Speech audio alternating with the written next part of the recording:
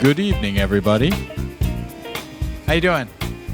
All right, good. Sorry I was a little late. I was rowing upstream and the tide was coming against me. Oh my gosh.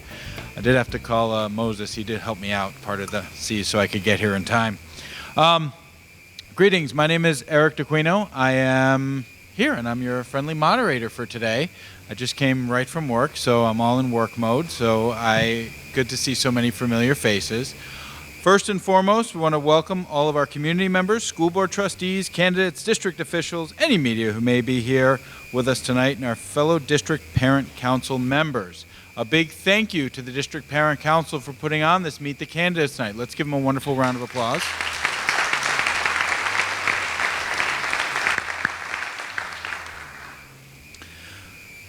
We have a wonderful turnout for candidates, so we will try to do our best to keep things moving along. I just want to mention that the District Parents Council is a volunteer group comprised of active volunteers from each of our school's parent programs. We are pleased to be able to sponsor this evening to help our school board candidates connect with the public. We would like to take this opportunity to go over the format of the evening before we get started. We've asked each candidate to come prepared with an opening statement. They will each have 2 minutes to introduce themselves to us tonight. Once introductions are done, we will then ask each candidate a series of questions. Each candidate will be asked the same question and will have 2 minutes to respond to each question asked. If you have a question or if you submitted a question for an individual candidate, I would like to ask you that, I'd like to let you know that all the candidates will be here after we finish the formal program, and you can ask them directly your question. In order to be fair to everyone on our panel tonight, we ask that our candidates firmly stick to the time limit while answering each question. We will have a timekeeper here that will let candidates know when they have reached the 1-minute mark and when they have 30 seconds left. After all questions have been asked, we will then give each candidate 2 minutes for a closing statement, and we hope that this evening will provide our community with the tools necessary to make an informed decision when heading out to the polls next Tuesday. Oh, not next Tuesday. Tuesday, the 16th. That's next Tuesday. All right. No, it's not the 16th. All right. I'm off. So then we'll start with introductions with candidate number 1. Go ahead, Matthew. Yep. Well, good evening. I'd like to thank all of you for coming here today. It's a much bigger turnout than what I expected, and it's so great to see all of you here to be involved in district affairs. Secondly, I'd like to thank the 7 people beside me, 2 who are current board members, and as a student, I'd like to thank you for serving your district. And to the other 5, I'd like to thank you for your willingness to serve your district. I am running because I believe that the West Seneca School District needs to have a student perspective on the Board of Education. I've been to numerous board meetings, and I see a parent perspective and a teacher perspective. And while those are both incredibly important roles in the school district is there before the students. And that is why I believe that a student should be on the board. Now, I have personally sat through the 80-minute study halls that I'm sure you'll hear much about tonight. I actually sat through one today. And although I've never been there, I'd assume that is what detention may feel like. I have been in the district for 13 years, so a majority of my life, and I believe that tonight I look forward to hearing your questions and answering them, and I sincerely look forward to seeing you all on May 16th for the election. Thank you.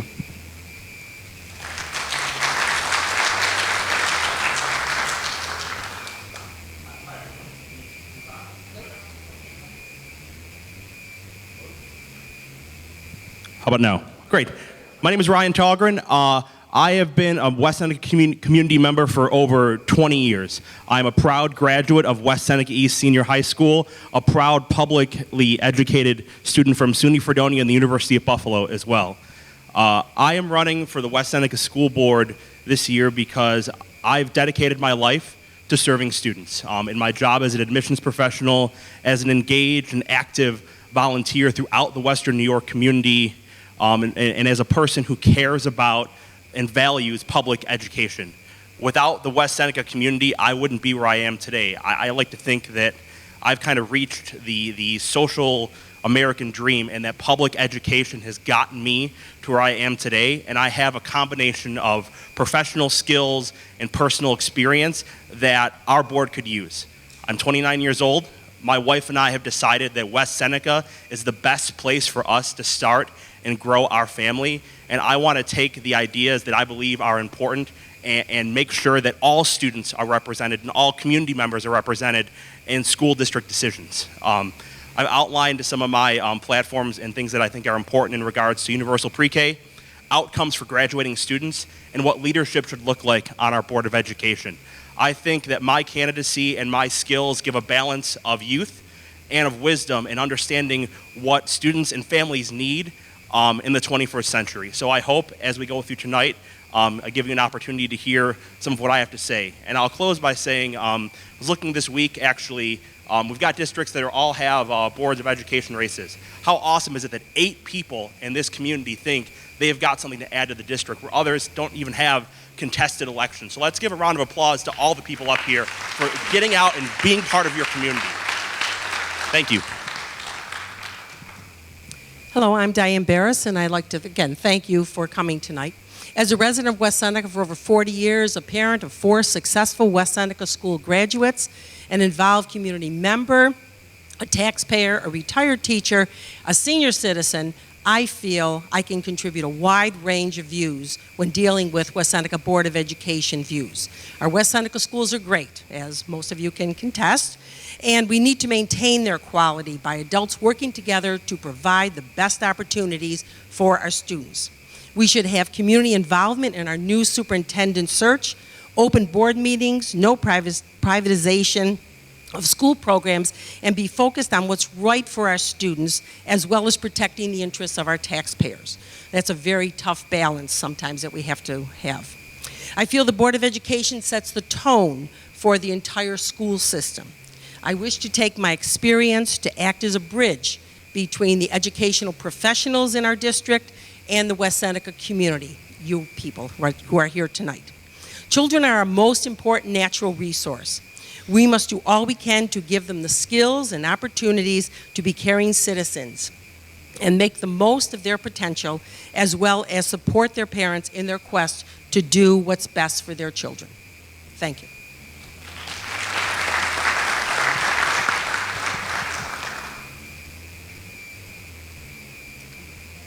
Oh, I was waiting for him to say my name.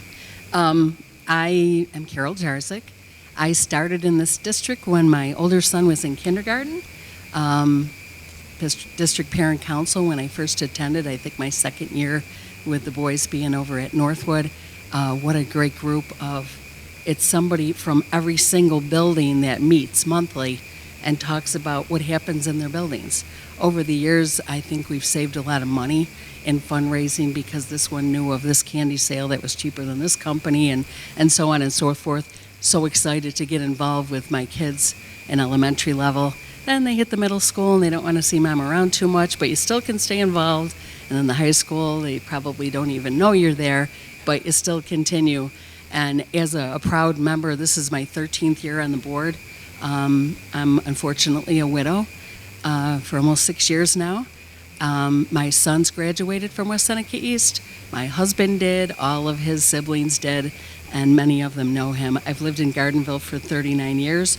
My main goal of continuing to stay on the board is student achievement, second to none. With the tight budget constraints, continued reduction in funding, which has been a challenge for some time, we got to continue to fight as best we can for our students. The close collaboration with our unions continues to drive the success of our district, is what I feel. I'm very proud of our high school graduation rate, our state award-winning marching band, mentoring, on and on and on with all the wonderful things we do here. And we also recently have approved the veterans tax reduction, which I think was the right thing to do. Our vets do not get enough, I believe. So my goal is to continue to work hard for student achievement, continue the open communication, continue to the superintendent search, am I close? To involve everybody that would choose to be involved. My time's expired, I'll talk later. Thank you.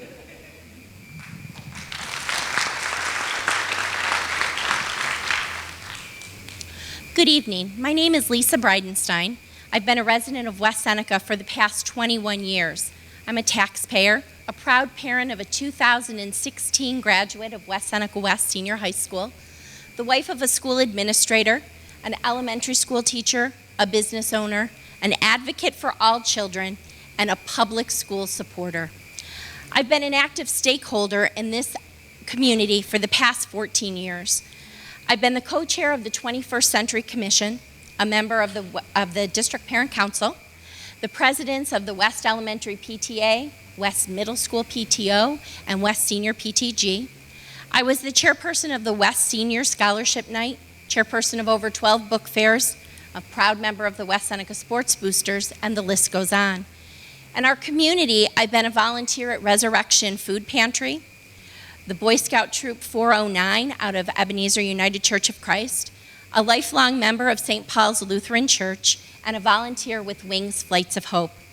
My son started kindergarten back in 2003 at West Elementary, and he graduated in 2016 at West Senior. I know that the education that current students are receiving looks very different than what he received. No more Odyssey of the Mind, no more Shakespeare in the Park. Our BOCES vocational classes have been cut to 50 spots for both high schools. Electives at the high school have been cut. Children are sitting through 80-minute study halls, 160 minutes of study halls. I've chosen to run for the Board of Education to guarantee that kids come first.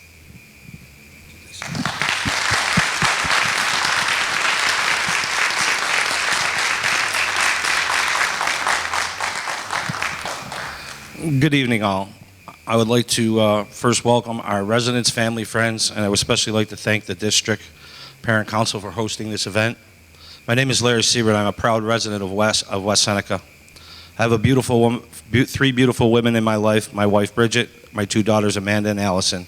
They both attend in the district at West Elementary and West Middle. I'm a proud U.S. Army veteran.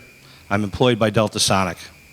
I am the Director of Commercial Fleet and Sales. I manage Buffalo, Rochester, Syracuse, Chicago, and Erie, Pennsylvania. I oversee hundreds of millions of dollars.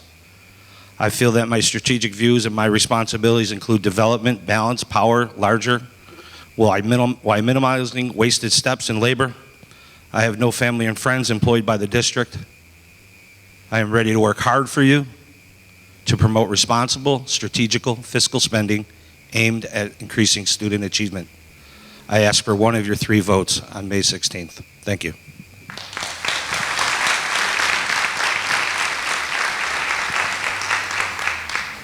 Hello. I usually talk pretty loud, so if I get loud on here, I'm not used to a mic. But my name is Rodney Montgomery, and I'm in a kind of a little peculiar situation here because I was on the board between 2011 and 2014, so I have experience on both sides of this table. I've been married to my wife for 27 years. We've had 2 children. Those 2 children graduated from West Seneca West Seneca West, and my wife and I graduated from West Seneca East.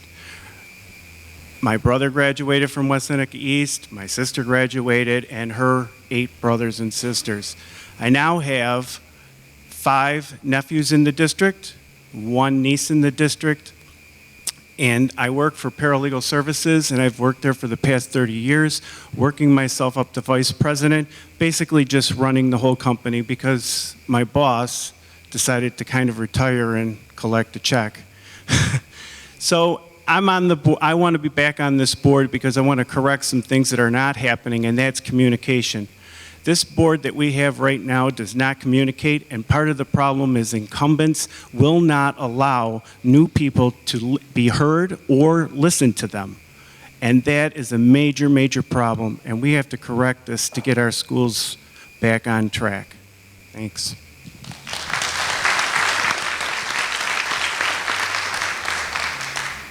Hi, everybody. I'm Jan Delbo, and when West Seneca received the distinction of being the best place in New York State to raise kids, our school district was a large part of that determination. We were the best community for music ed. We had marching band awards. Last year, we had a 94% graduation rate, which is phenomenal for a first-ring suburb. Our schools have received grants for library uses. Our Life Science Academy program is getting an honor from the Erie County School Boards Association this June. Lots of good things happening. I'm proud of our town, and I'm grateful that our 4 children had the privilege of attending West Seneca schools from kindergarten through high school.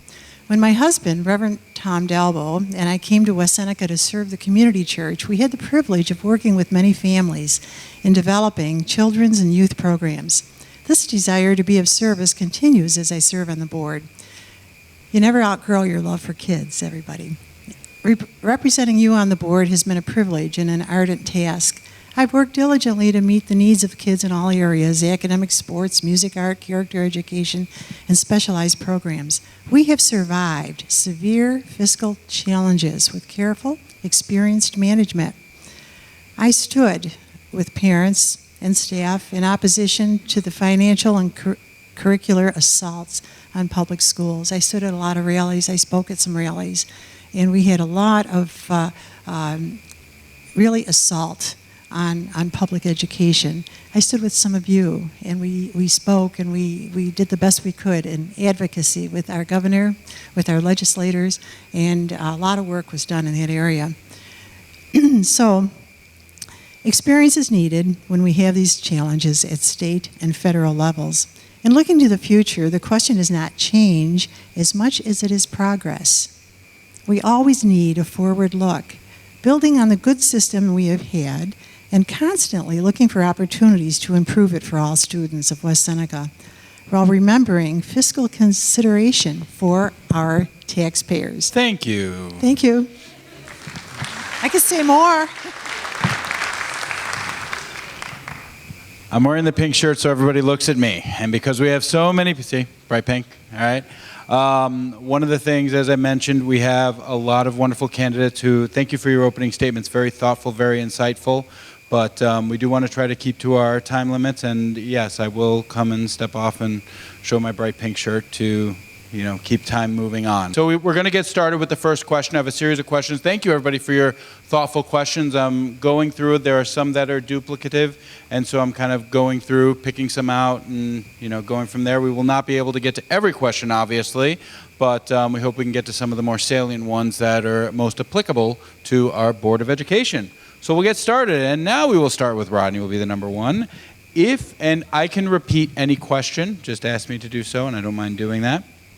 Question number one, if you are elected to the West Seneca Board of Education, you will be charged with hiring our next superintendent. Please explain the ideal hiring structure and process you'd like to use and participate in. The ideal superintendent search would be to have like a board like the 21st Century that Lisa and Ed ran. But our incumbents tend to not like that, and that's why they got rid of the 21st Century when they got their information that they did not like. So it's kind of like I don't really know how to put this very nicely. I think what we need to do is we need to get a group of the leaders of the unions. We need to get a group of leader of our grounds and buildings, our CSEA workers. We need to get some people to get parents involved. We need our board members involved, and we need to keep communication open so that we can decide on a candidate that is good for our district, that will help us all out. And I'm sorry about stumbling on that.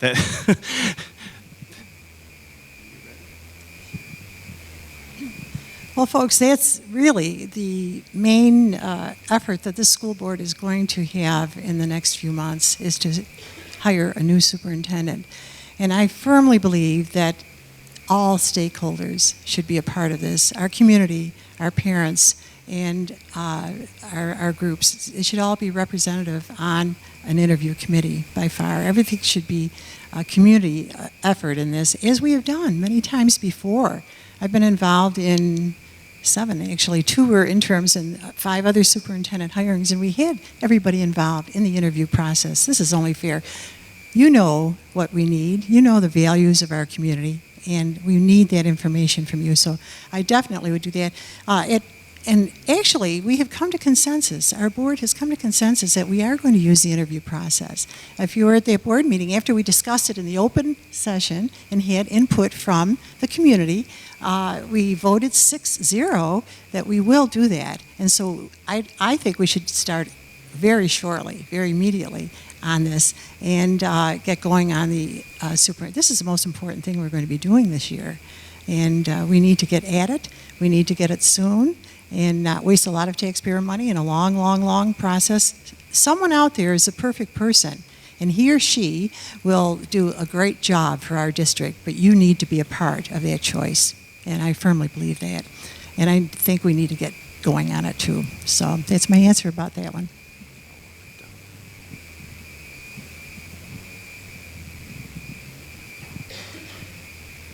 I believe that the new superintendent, how we should hire the new superintendent, should be having each of the people involved in the school district, so the parents, teachers, administrators, and students alike, have a focus group to decide on who he or she shall be. I think that's a huge thing, and I believe also that the job should be open. We should be able to accept applications and things of that nature. People should be able to voice their want to be our superintendent.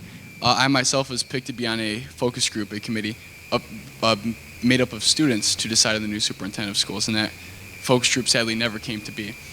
So I believe that the new superintendent should be, of course, a unanimous thing for the board, and I believe that each and every person vested in our community should have the opportunity to voice his or her concerns or thoughts on the issue.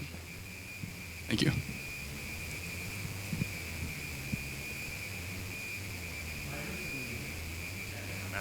I recently got to sit in on several meetings as the College of Arts and Sciences at the University of Buffalo hired a new dean about 6 months ago. So I'm pretty in tune as to understanding how high-level searches are functioned.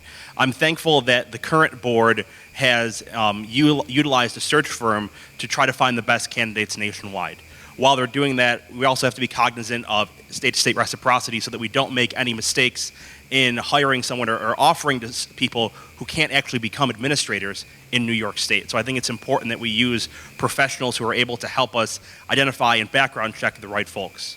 From there, it's important that we have a two-pronged, really three-pronged process to hire our next superintendent.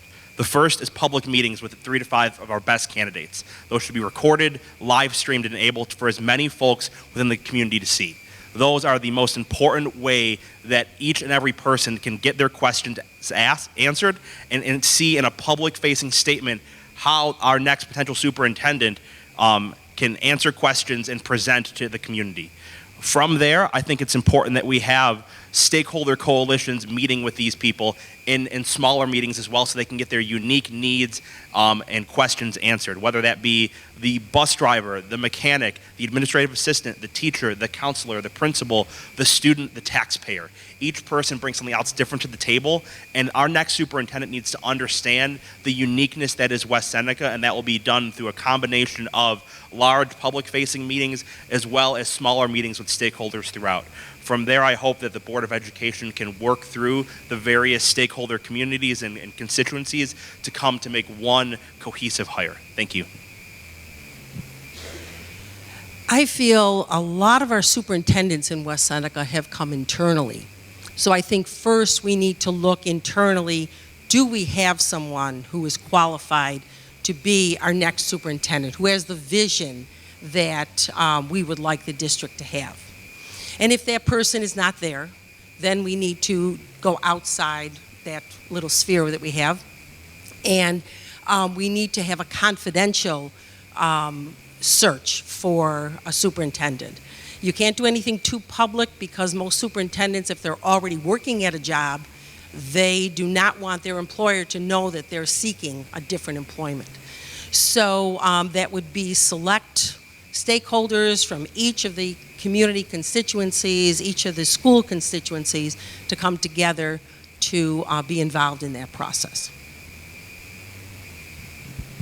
Diane had a great point. I was sitting here thinking in my head, I've been on the board when we hired Mr. Bratz, who of course was our beloved principal from West Senior, Jean Kovach from here at East, and Mark Crawford. I was the board president when we were doing the search when we came with Mark. So I want to share kind of what the board did then. We formed groups,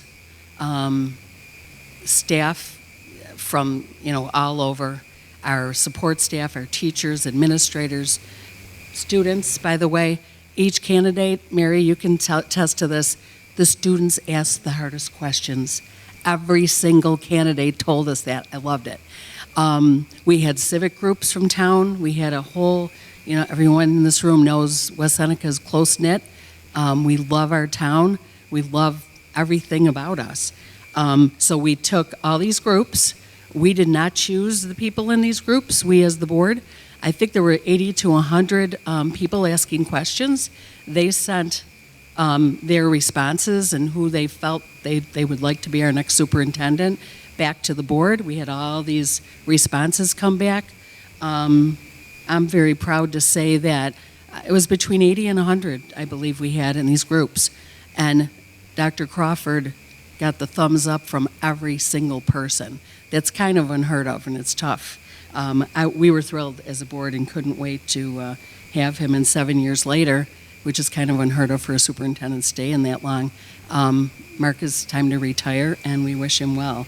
The only other thing I want to toss out here is on election day a few years ago, I was bringing a district clerk, I was bringing stuff to her from West Elementary. And there was this man talking to the lady, and she said, "Carol, I bet you can help him." It was Mr. Montgomery asking me how he could get on the ballot because it was election day. So he told me he wanted incumbents out. Just saying. Okay, well, I think that one of the most important jobs that the Board of Education has is to hire and evaluate the superintendent, hire the superintendent, and then evaluate each and every year. The process that I think that we should use is one of transparency, one of looking for the best candidate that we possibly can find. I think that being the size of West Seneca, that we need to look at a sitting superintendent.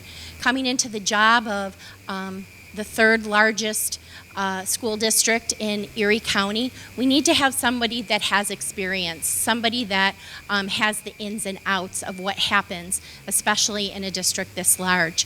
I think that the way that the committees should run, I've sat on many hiring committees here in the school district. I've hired assistant superintendents, I've hired administrators and teachers.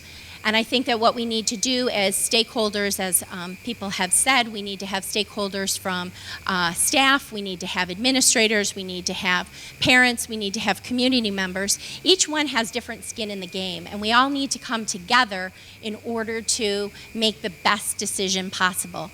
I think that we can do that. I think the biggest thing is transparency. I think that we need to look at how we can do that and bring the best possible person into West Seneca.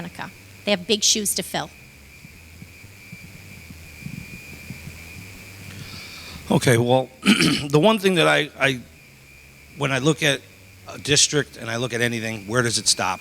Where does it start? Right at the leadership. You need somebody that has leadership who will drive the team.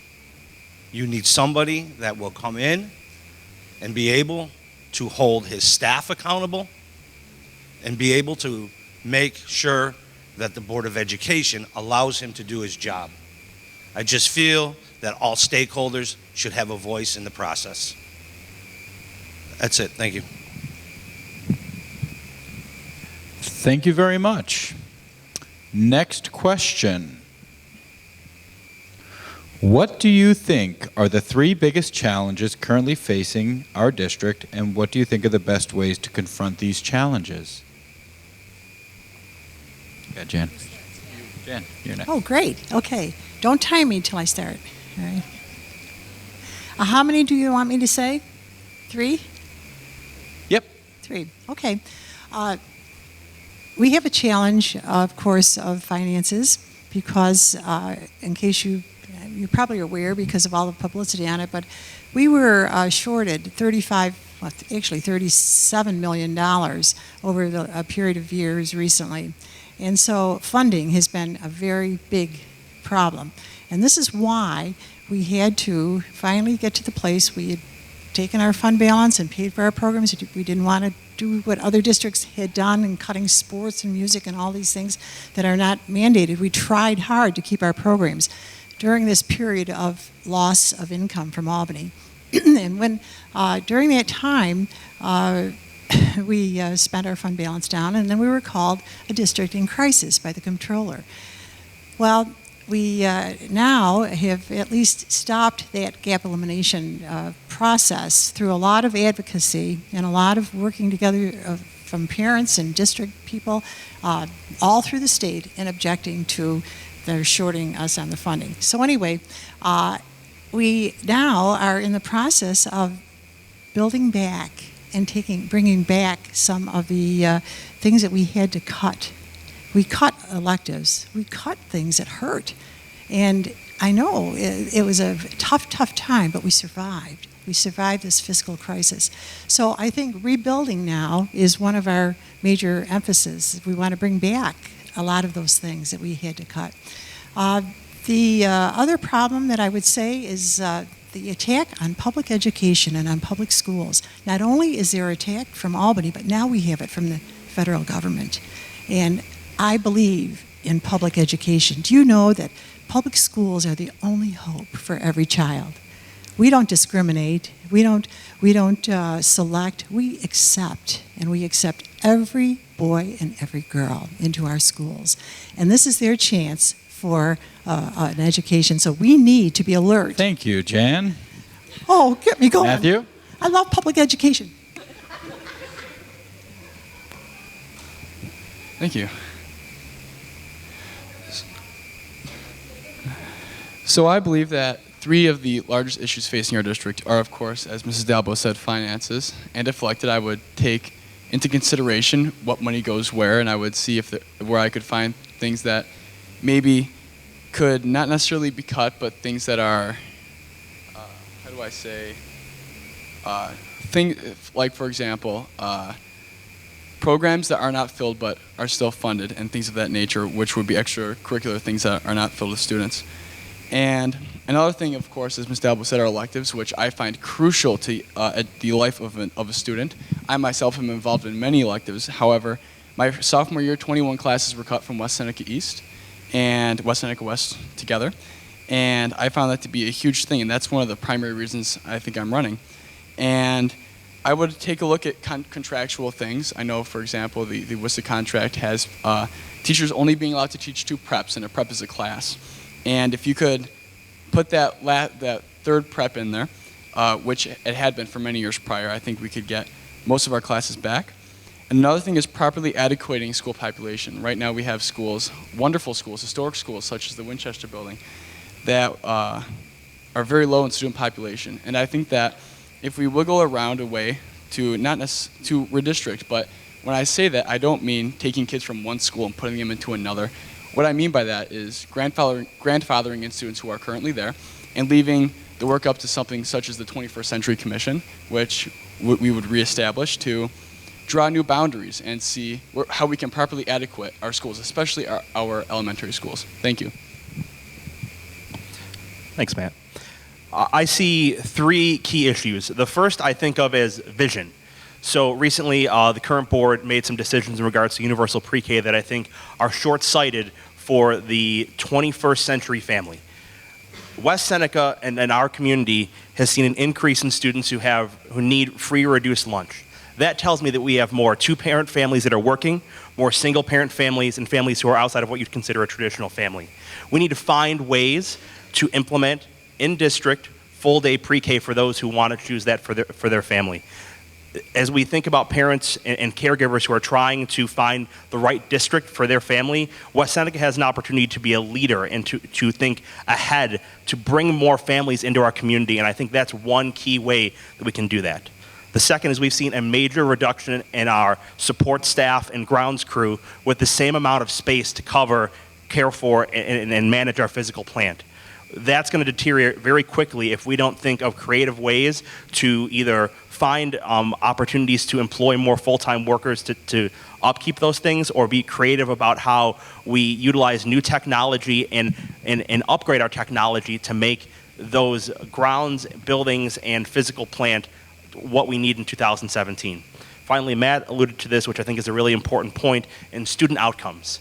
We need to have students prepared for college, that's 2-year, 4-year trade school, vocation, whether that be through partnerships with ECC, NCCC, GCC, or local companies that we can get students into these pipelines earlier, or direct to career for whatever that might look like for students. We need to make sure that we're not thinking only college for all, and we need to build those partnerships in West Seneca and nearby communities to make sure students are thinking about these things from 9th grade all the way through graduation. Thank you.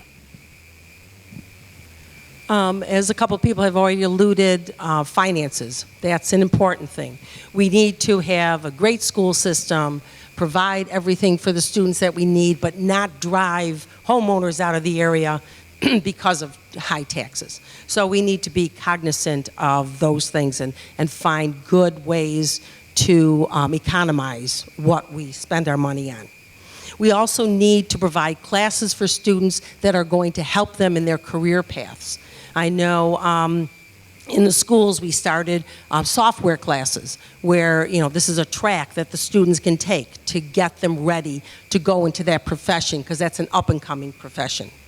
And I think we also need to be advocates on the state level about student testing.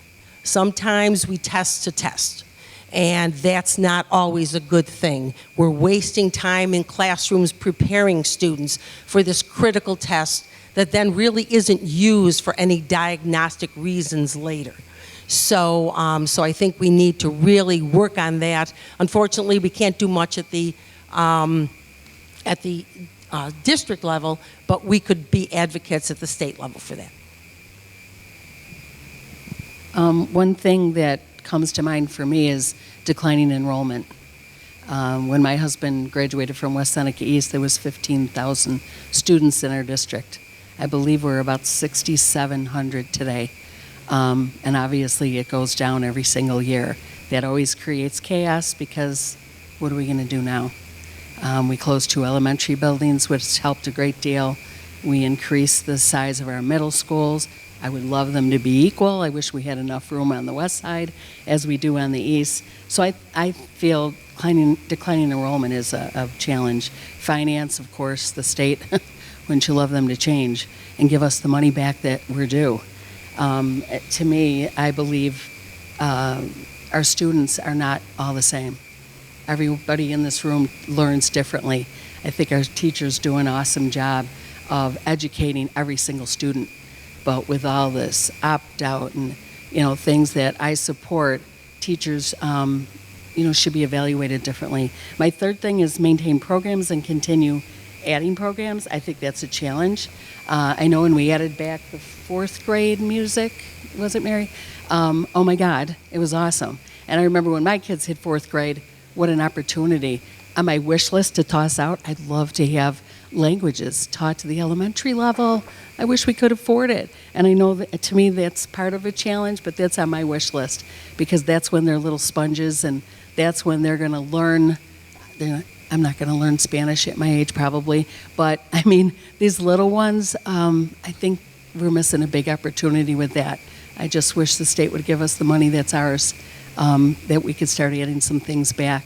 And our high school, absolutely, we had to stop one of the, and it's not easy decisions either, to end an academy for various reasons and whatnot. I think my time's up. Thank you. I see the 3 biggest challenges. The first is current board relations. I believe that the Board of Education's job is to work together. And currently the 7 members are all, obviously the 7 members are all different. They come to the table with different backgrounds and different ideas, but they must come with one common goal, and that is doing what's right for kids. Kids come first. The Board of Education members must be able to talk to each other. They must be able to listen to each other. They must be willing to come to some type of consensus. Board members must be transparent. They must be willing to meet in public, talk in public. I think the biggest thing is civility, and listening does not cost us any money. I also believe that we need to look at long-range planning. Currently, we do not have a long-range plan, let alone a short-term plan. A long-range plan needs to address our academics, our facilities, our grounds, our transportation, student services, and technology. Our facilities have been something that has been ignored for way too long. As we're getting more and more foundation money back, $400,000 this year, not that much, but enough that we can start to really come up with a plan. We need to have a list. We need to have a solid idea of what that money is going to be spent for. I also believe that we need to work on bringing back the cuts in student programming as well as abolish positions. We had to cut positions when times were tough. We need to be able to bring those back.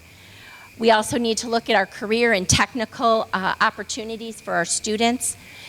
I think that those would be the three biggest things that are our challenges right now here in West Seneca. Okay, some of the three biggest challenges that I see from where I sit is still financial. Financial responsibility is very important to all stakeholders, all taxpayers. Student achievement. I feel that student achievement is one of the biggest challenges that we have out there right now, and the lack of equality from our students from building to building.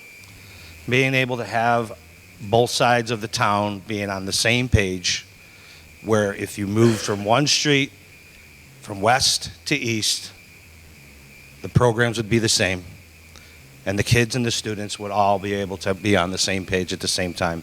It's very hard to sit here at this end of the table because all the ideas are gone, but I just want to let you know the challenges, there's many.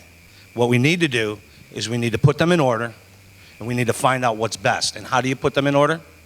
You ask the people, you ask the students, you ask the teachers, you ask the stakeholders.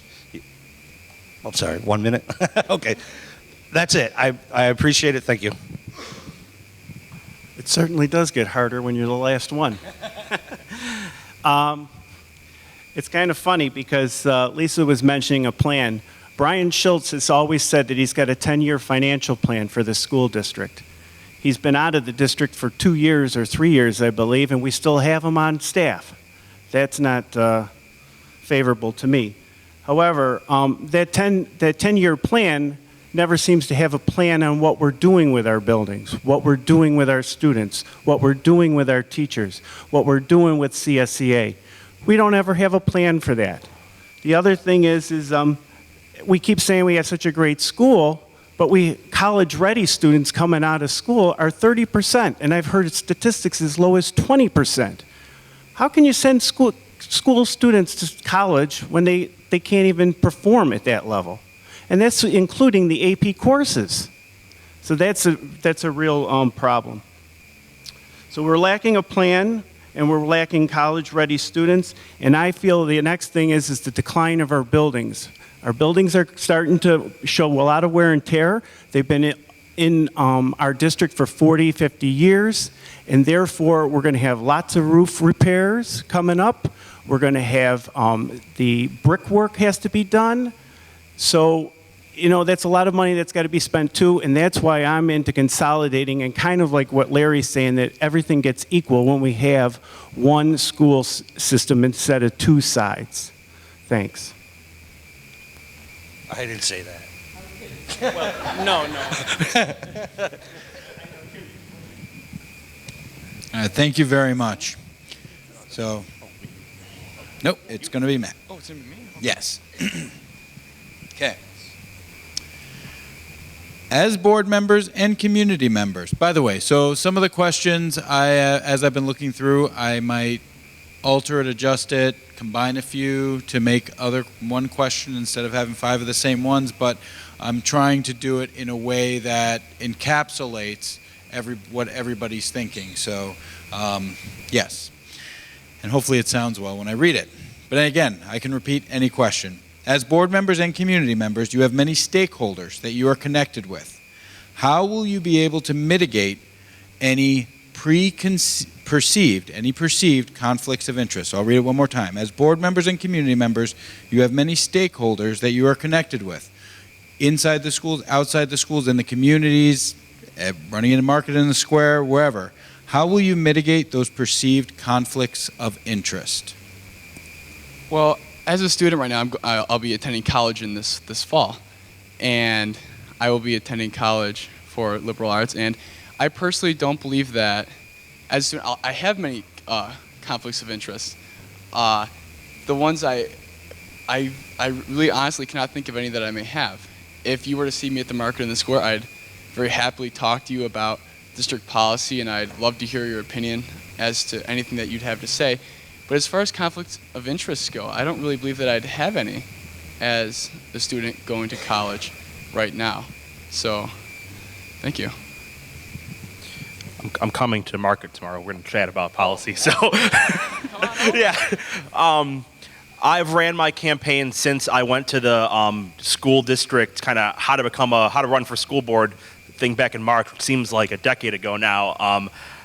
Running a completely transparent campaign, talking about the fact that I work at the University at Buffalo. You know, I'm a union member there. Talking about the fact that my wife and I both work in education. Being clear about the fact that I have a daughter who's about to start UPK.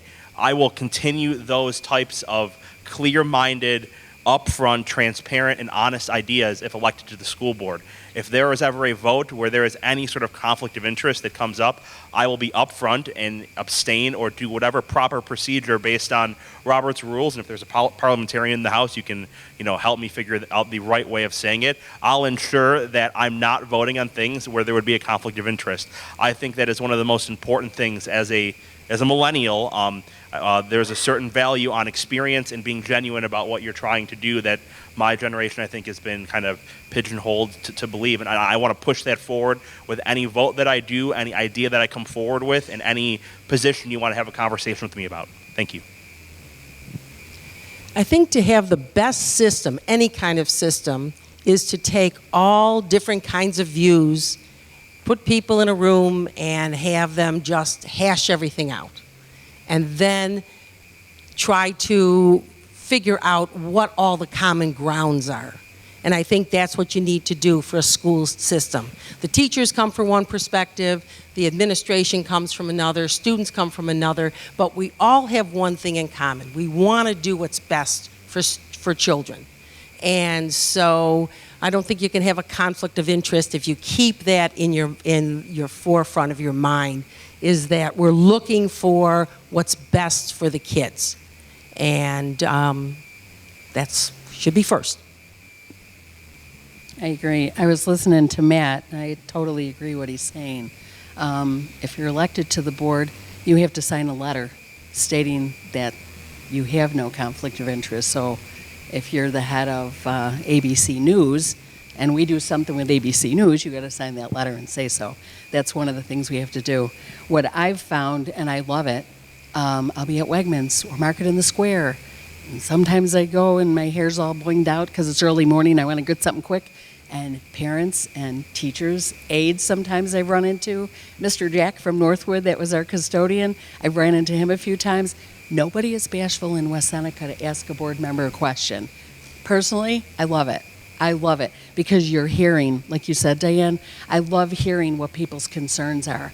Usually it's, Carol, we have an awesome school district. I can't agree more. We do. I have fine in-laws. I have a nephew that goes here. He's bashful. Now he's getting out of his skin a little. Love it. But I think we have a great staff.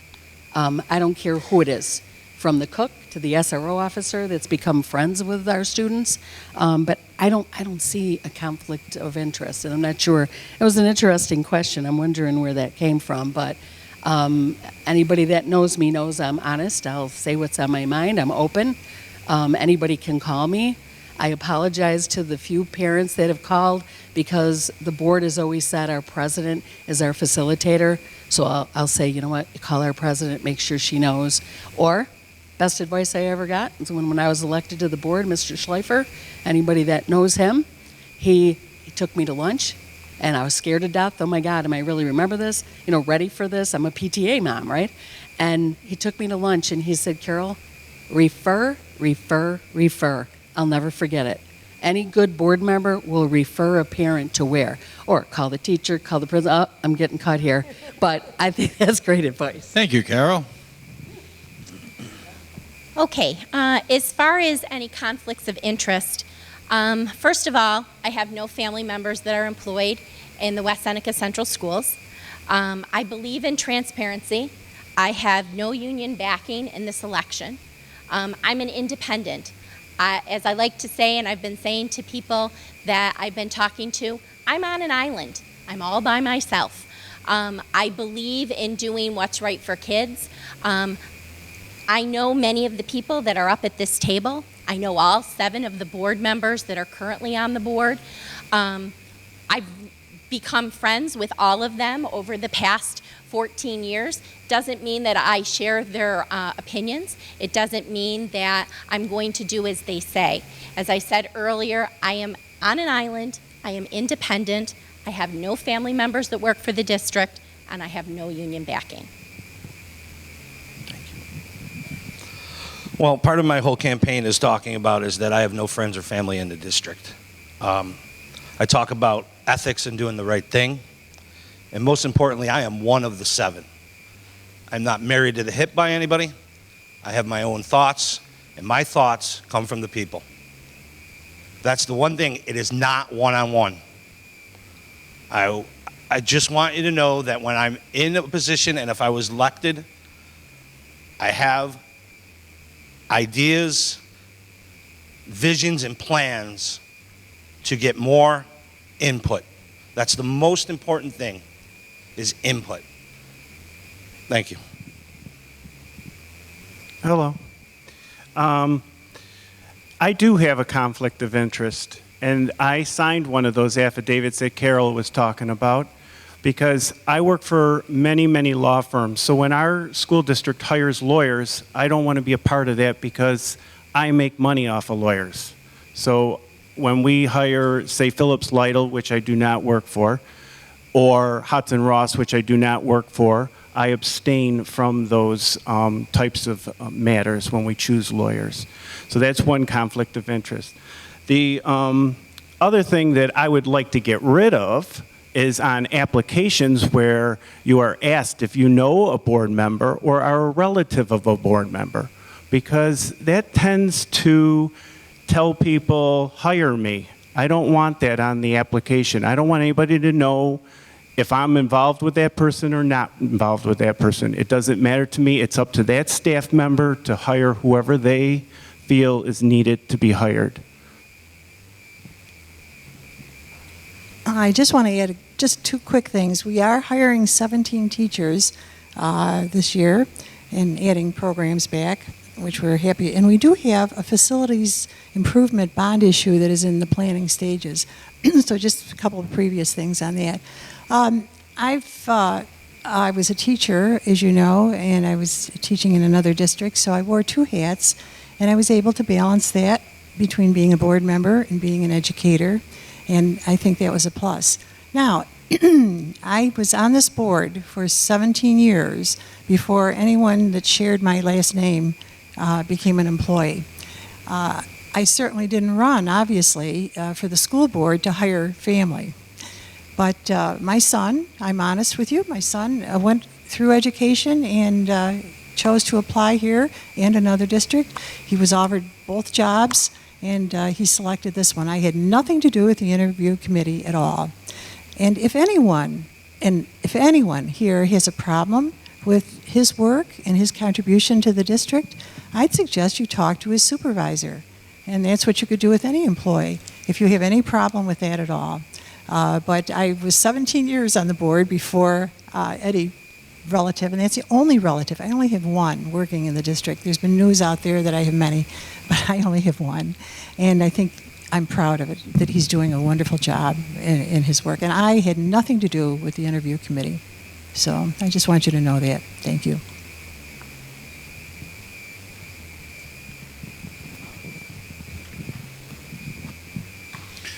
Okay. Ryan, you are the next question. You will begin the next round of questions. This was kind of brought up before, but there are a few cards that express this as a question as well. There are many inconsistencies in our buildings, from electives offered in our high schools, one middle school housing grades 5 through 8 and the other being 6 through 8, and one elementary school without kindergarten. How would you ensure consistent educational opportunities across the district? Going first has its own disadvantages here. So as I think through this, I think that in an ideal world, we're able to offer the same opportunities in every elementary school, every middle school, every high school, and things are equal. K through 6, 7, 8, 9, 12, we'll decide what's best there. The reality is that we have families that move, and our district is in flux at all times. Interests in certain things change from year to year, semester to quarter to quarter. I think in order to be an effective board in an effective district, a board needs to think about outcomes and what's the end goal. We must then charge those who work on the day-to-day in the weeds to figure out plans A, B, and C to ensure that if a student at West Seneca East wants to take a class at the senior high school, is it 1 student? Is it 5? Is it 10? What is the breaking point to then add that class, allow teachers to work at multiple buildings if that's allowed in the contract, if we need to bus students from one school to another, if we need to ensure that every elementary school has 4th grade band versus 5th grade, what's the threshold for having music teachers move? There's a lot of moving parts, and these are not easy decisions. As a board member, I will ensure that we have contingency plans in place that allow to ensure that we have certain thresholds, and we're thinking clearly about who's affected and what are the impacts as each decision is made. And I think that the board has done a good job so far in figuring out how to do that the best they can, given reductions in state funding, constant changes that are happening, and the fact that we have lost so many students in a declining enrollment over the past 25 years. Thank you. I guess I'm not real familiar with the elementary buildings, but with the middle schools and the high schools, I have subbed on both sides of the city, of the town. And I really don't see differences in the quality of the teaching staff, in the classes that are offered. And I might be missing something, but I feel the district has done a great job, at least, like I said, my experiences at the middle school and at the high school, of keeping opportunities the same on both sides of the of town. So I'd have to look more into what we're offering in the different elementary buildings to make an informed decision on that. The decisions that we have made since I'm on the Board of Education have not been easy. Anybody that's involved, especially at the elementary level, you take ownership in the building your kids go to. When my kids were at Northwood, Winchester was busting at the seams, so their elementary kids came over to Northwood. It was harder on the parents than the kids, I'm telling you. And I got to learn or know lots of parents from the west side. So when we got, later on when the kids were together, we knew parents, and it was kind of a cool thing that the West and East did get together. Our buildings, there's no way we could put 5th grade at West Middle without adding onto the building, and that cost is unbelievable. Our curriculum is aligned from both sides of town. We have a curriculum cabinet. I think we do an awesome job. In years past, even in the same building, you might have, say 4th grade, and they weren't teaching the same. They do today. We do bus kids from one side to the other side if the need is there, and we want to keep those programs going. And we do share teachers. There's some teachers that are in 3 different buildings. I've never heard a complaint.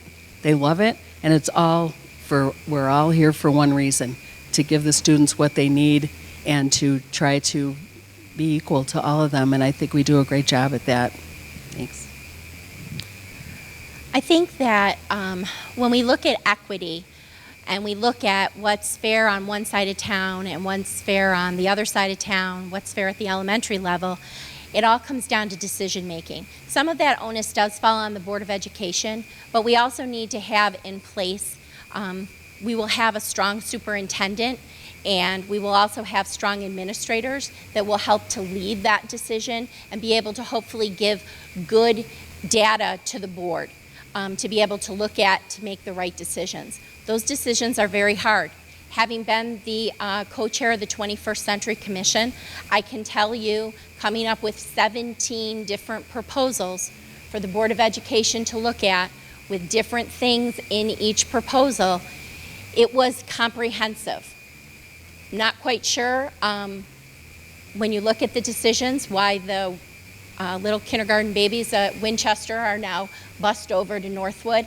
I wouldn't want that to happen if that was my son or daughter. I think that the declining enrollment definitely has spoken to some of those changes. I also think, though, that we need to look hard and really hard at the decisions that are being made and relook at the data. Some of those decisions, I have to say, they were poor decisions. And I think that, because of those, we're living some of those situations right now. As I sit here and I hear the questions, and I just, to me, all this could be solved with a strong leader. A strong leader would not have teachers going from building to building to building. Is that fair to a teacher? So I listen, and as I go along here, if we find somebody that can drive the administrators, drive the students, we're fine. We're fine. We have a great community. We have great teachers, very talented teachers. I just don't it starts with the leadership. That's where it's going to start. You're only as good as your leader. Thank you. When we closed East Elementary School, it really wasn't closed in a way because they just expanded the building to hold more middle students. So, but this is where I come in, and I'm like on both sides of the table. Being a board member, I didn't get any data. That was part of the problem. That's why the 21st Century went in and was created and was getting all of this information, putting it all together. And then what happened is when they came back with their results, the board just tossed them out to the garbage can and said, we're not going to do this. We're going to do what we want to do. And the administrators, never really had a plan for this declining enrollment. Now, we know that in probably 2 years, we'll be down to 6,000 people, but nobody's talking about that. In 2 years, we might be closing another school. We should be talking about it now so that we don't put all of these students all over the place on different sides of the district. So what my whole thing is kind of what Lisa was saying, is we got to have a plan. You got to have a plan, and we got to figure it out, and then that way nobody's going to suffer. And of course, there's going to be multiple changes that or occurrences that happen that may switch that plan.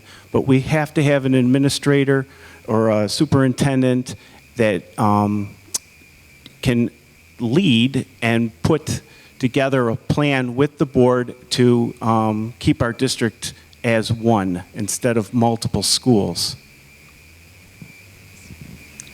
We are truly one West Seneca, folks. Our curriculum is aligned, and every child is receiving an excellent education, no matter what building they're in. We have an excellent staff, and our curriculum is aligned so that no one is left out. I just want to say that. And I talk to a lot of parents from all over the district, east side, west side, and they're very happy with their schools. I don't know where all of the dissatisfaction is coming from, but the students that apparently talk to their parents and their parents to the students seem to be very proud. Every school has a personality, and so they're not all identical. East is different from West in the high schools, and they have their pride. But as far as their instruction and their public school experience, they're getting the very best in every building. Thanks.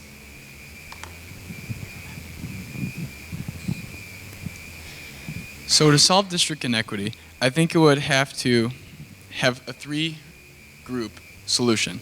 So I believe a commission such as the 21st Century Commission that Lisa and Ed Bedient chaired, assessing the enrollment, which they have done multiple years prior, would come in key into filling the buildings to where they need to be. And this is where the Board of Education comes in with the finances. Assessing where all of our money is going is crucial. Now, I personally have friends who, for example, one of them travels to West Seneca West for music theory, and my teacher always asks us to take classes such as that so they don't lose them.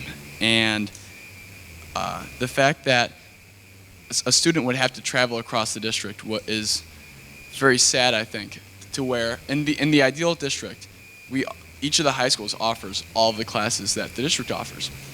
Now, the third part to this would be teachers and students.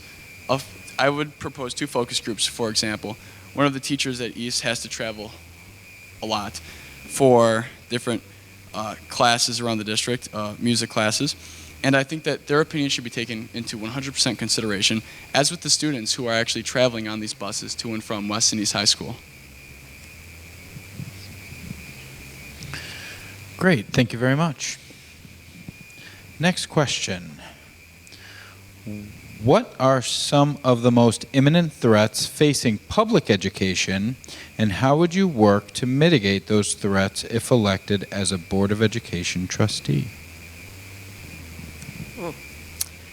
I think in any district, finances. The state is always cutting back, and the districts have to make it up. And so how do the districts make it up? You cut some classes, you cut cleaning staff, and it's not the ideal situation, but it's what we do, what a district does in order to keep going. So I think that's one of the things that you do. Eric, I raise my eyebrows because, could you read the question again? Sure, I'd be more than happy to. Thank you. What are some of the most imminent threats facing public education, and how would you work to mitigate those threats if elected as a Board of Education trustee? Okay. And I raise my eyebrows because it's like, what would we do? Continue to do what we're doing now. Continue to go to Albany. Continue to go to Klein's hands, was busting at the seams, fighting for our kids, fighting for public education. Public education, our kids are doing awesome. Look at the things we offer in our district alone. Unbelievable. For every student, there's something that they want to take. Our academies, unreal, I think, second to none. Many districts come to us looking for things. One of the reasons that we'll send kids over to West from East, because we don't want a teacher to teach a class of 4. That's kind of not fair, and that's one of the reasons, but yet we want the student to continue to take the classes that they need. I think we have to keep fighting and fighting and fighting. When I first got on the board, Albany wasn't the way they were. The majority of the money coming to our district came from Albany, not from us taxpayers. I think we got to continue the fight, and my time is up. Thanks. Oh, 1 minute. All right, Mrs. Double, I'm taking it. I guess, you know what, I think as a board and our administrators, our teaching staff, oh my God, the support that we get here. Molly can tell you, at Kleinhands, I couldn't have been prouder that day, listening to what West Seneca stands for. Not all school districts are as strong as ours, fighting against the Common Core and the everything, the assessments, the wanting all our students' data, and Dr. Crawford fought for that. No, they don't need to know our students' data. They don't need to know that a 16-year-old girl made a dumb mistake and got herself in trouble, so the Labor Department might not hire her someday. That's ridiculous. That's some of the things our state is looking at. 3, 2, 1, thank you. Threats facing public education. As I said earlier, I am a strong public school supporter. And the 2 biggest things that I see for threats facing public education today are high-stakes testing and the Common Core. With that, I support parent choice. As a parent and an educator, I don't believe in high-stakes testing. The tests are developmentally inappropriate. Oftentimes, they are 2 to 3 grade levels above the grade that is being tested. They're not teacher created. They're way too long. The tests lack transparency. There's a loss of learning time. They should not be attached to teacher evaluation. I know that's calmed down in the waters for just a very short time. It's going to be back up on the table very soon. And I certainly do not, nor would ever allow a child to sit and stare. Common Core has taken away our local control. States and local communities have a better understanding of what students need to know. I don't know about you, but I know that our children are not cookie cutters.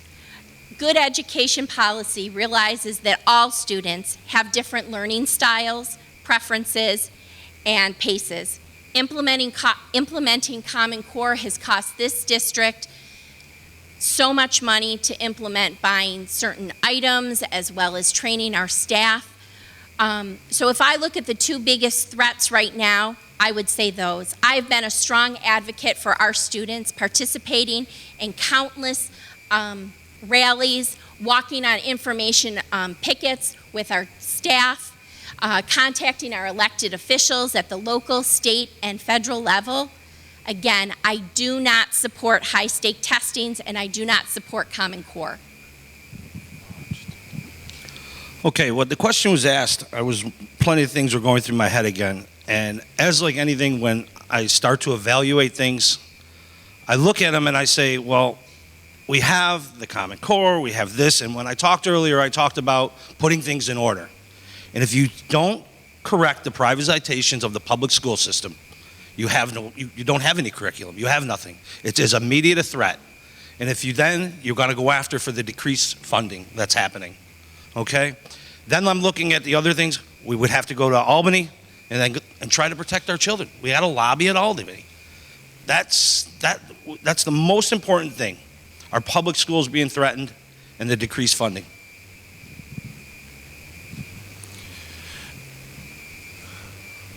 I think the biggest threat is state mandates, just plain and simple, all of them.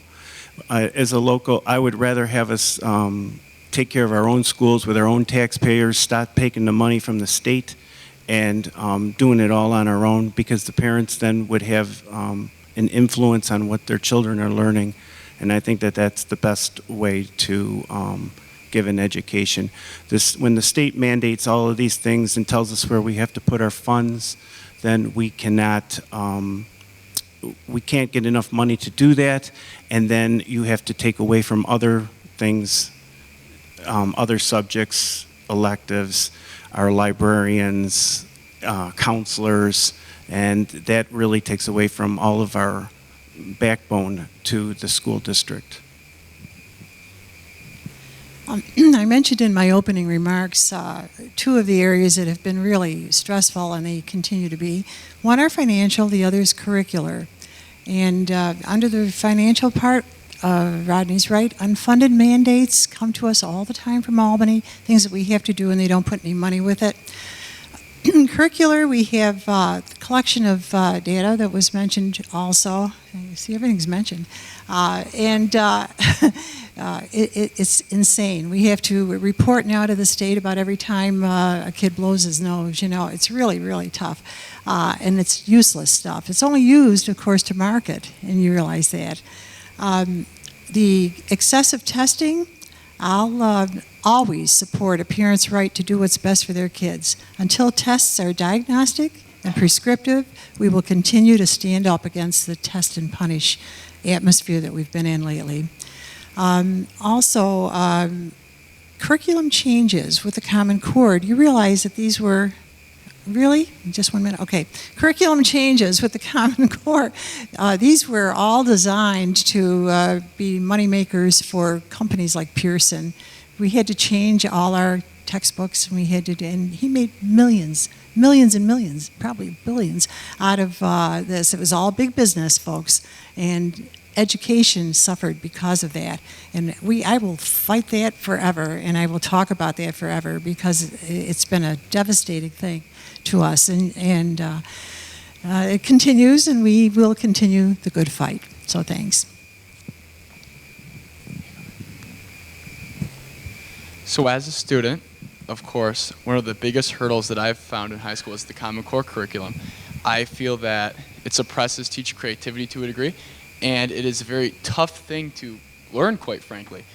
I believe that also, along with that, the state, another thing also from the state would be, just as Rodney and Mrs. Dalbo had mentioned, would be the unfunded mandates. When the state tells you you have to do something but doesn't couple the money to do it, then we have to find where to get that money from.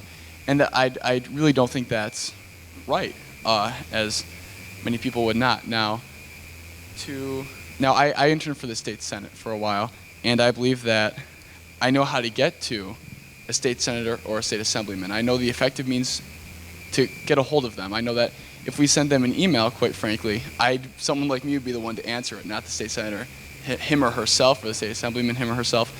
And I think that experience in the state senate office really put me with a unique perspective going into this, knowing where if I needed something done in Albany as a board, we could collectively work on something like that, and we could come up with a comprehensive way to contact our state assembly person or state senator in an effective means. And I think lobbying in Albany as well would definitely be a huge beneficial thing, on top of talking with the various state legislators. Thanks. A lot of great ideas have been mentioned, and I'm going to try to focus on a few different ones that I think are not as important, but also needed to talk about when thinking about the imminent threats to public education. As we sit here right now, the advocacy manager for the Northeast Charter School Network is trying to become an endorsed candidate for the 2nd District of the Erie County Legislature. People are trying actively to trickle in slowly the privatization of education through charter schools, through Teach for America, and for other public-private partnerships that are masked as privatization of public ed. If I'm elected to the West Seneca Board of Education, I will stand firmly with others in Albany, at Kleinhans, and wherever that may be, to make sure that public schools and public funding of public education comes first. One thing that I think is important to go along with that, too, is that high-stakes testing, these tests are not means tested. So we are looking at data that's not benchmarked. We're looking at data that's not looked at and compared considerably, and there's apples and oranges being compared. What's happening then is we are seeing districts and stakeholders fighting each other for the same pot of money. That is essentially what has happened from the design of Common Core tests and high-stakes testing. In order to be a cohesive unit, we need to think about how we, as a district and a community, keep public dollars in our public schools. One of the ways we can do that is through something I'd mentioned earlier, universal in-district UPK. One thing you do when you're using in-district, such as Northwood or Allendale, UPK options versus private options is you reduce remediation through 3rd grade, you identify services for students earlier, and you have less teacher turnover. These are just a few key things we can think about as we look at the public versus private education conundrum. Thank you. Great. Thank you very much. Next question. What do you feel is lacking in the West Seneca School District, and how would you work to improve it? And contrarily, what do you feel is working very well, and what would you do to preserve it within 2 minutes? Okay? So what do you feel is lacking within the West Seneca School District, and how would you work to improve it? And what do you feel is working very well, and what would you do to preserve it? Okay. What would I do to preserve our curriculum cabinet that we have right now? I think it's working very well. We've eliminated many upper-level administrative positions, and we have a curriculum cabinet that I think works very well. I would fight to keep that going. That is part of why we are aligned the way we are. I think just to preserve everything that we do. And when teachers retire and staff members retire on that day in June, I am proud every year to hear how many years all of them have put in to our district. They're not boo-cooing out of here. We have a great district. Any realtor would tell you people come looking for homes because of West Seneca Central School District. That's huge, and I think it's awesome. What are we lacking? I think I already said. I would love to see the little ones learn languages. The little ones get more involved, and I mean kindergarten, first, second, third, to get more involved in music, instruments, anything. I just think their little minds are sponges. I would love to see that get better and better and better. There's a lot of students with athletic ability, and while they're out there on the football field or the soccer field, and they're excelling in their academics, then you see them kind of go down a little bit. I think we got to keep going with that. We got to keep those athletics going. I know we don't have to have music and whatnot, but I think what that makes a well-rounded student and a kid, that will succeed in life. Thank you. Okay, working to preserve. I think some of the programs that we need to work to preserve are actually our non-mandated programs. When we look at the arts, both music, fine arts, when we look at athletics, when we look at our libraries, those are pieces to make that well-rounded student, to give them opportunities that they may not have elsewhere. Again, they're non-mandated, so they can always be on the table, but something that really puts together what we're proud of to call our West Seneca students. As far as lacking goes, I would have to say the thing that I am very concerned about is our facilities. Back in 2014, I was asked by Dr. Crawford and the Board of Education to co-chair the 21st Century Commission. When I took that task on, what I began to realize is I had the opportunity to tour all of our buildings. I was on the roofs, I was in the basements, I checked out boilers, I looked at air conditioners, pools, and what I realized was that we really have some work to do. We need to improve our facilities, we need to upgrade our infrastructure, we need to not only upgrade but to repair. And at this particular point in time, we do not have anything in place. If we are looking to go to a bond issue, that's going to be a good year-long process, and we need to have the support of our community, which means that we need to get in touch with all of you folks to find out what's important to you. And then we need to start to build that process from there, and probably another 2 years before anything's gonna happen. On a day like today, when we have this horrible rain, I know there's garbage cans in the hallways at buildings and in classrooms collecting water because of the roofs. So definitely facilities need to be cleaned up. Well, it seems like some of the questions just keep repeating themselves, and I'm going to repeat myself with the answers.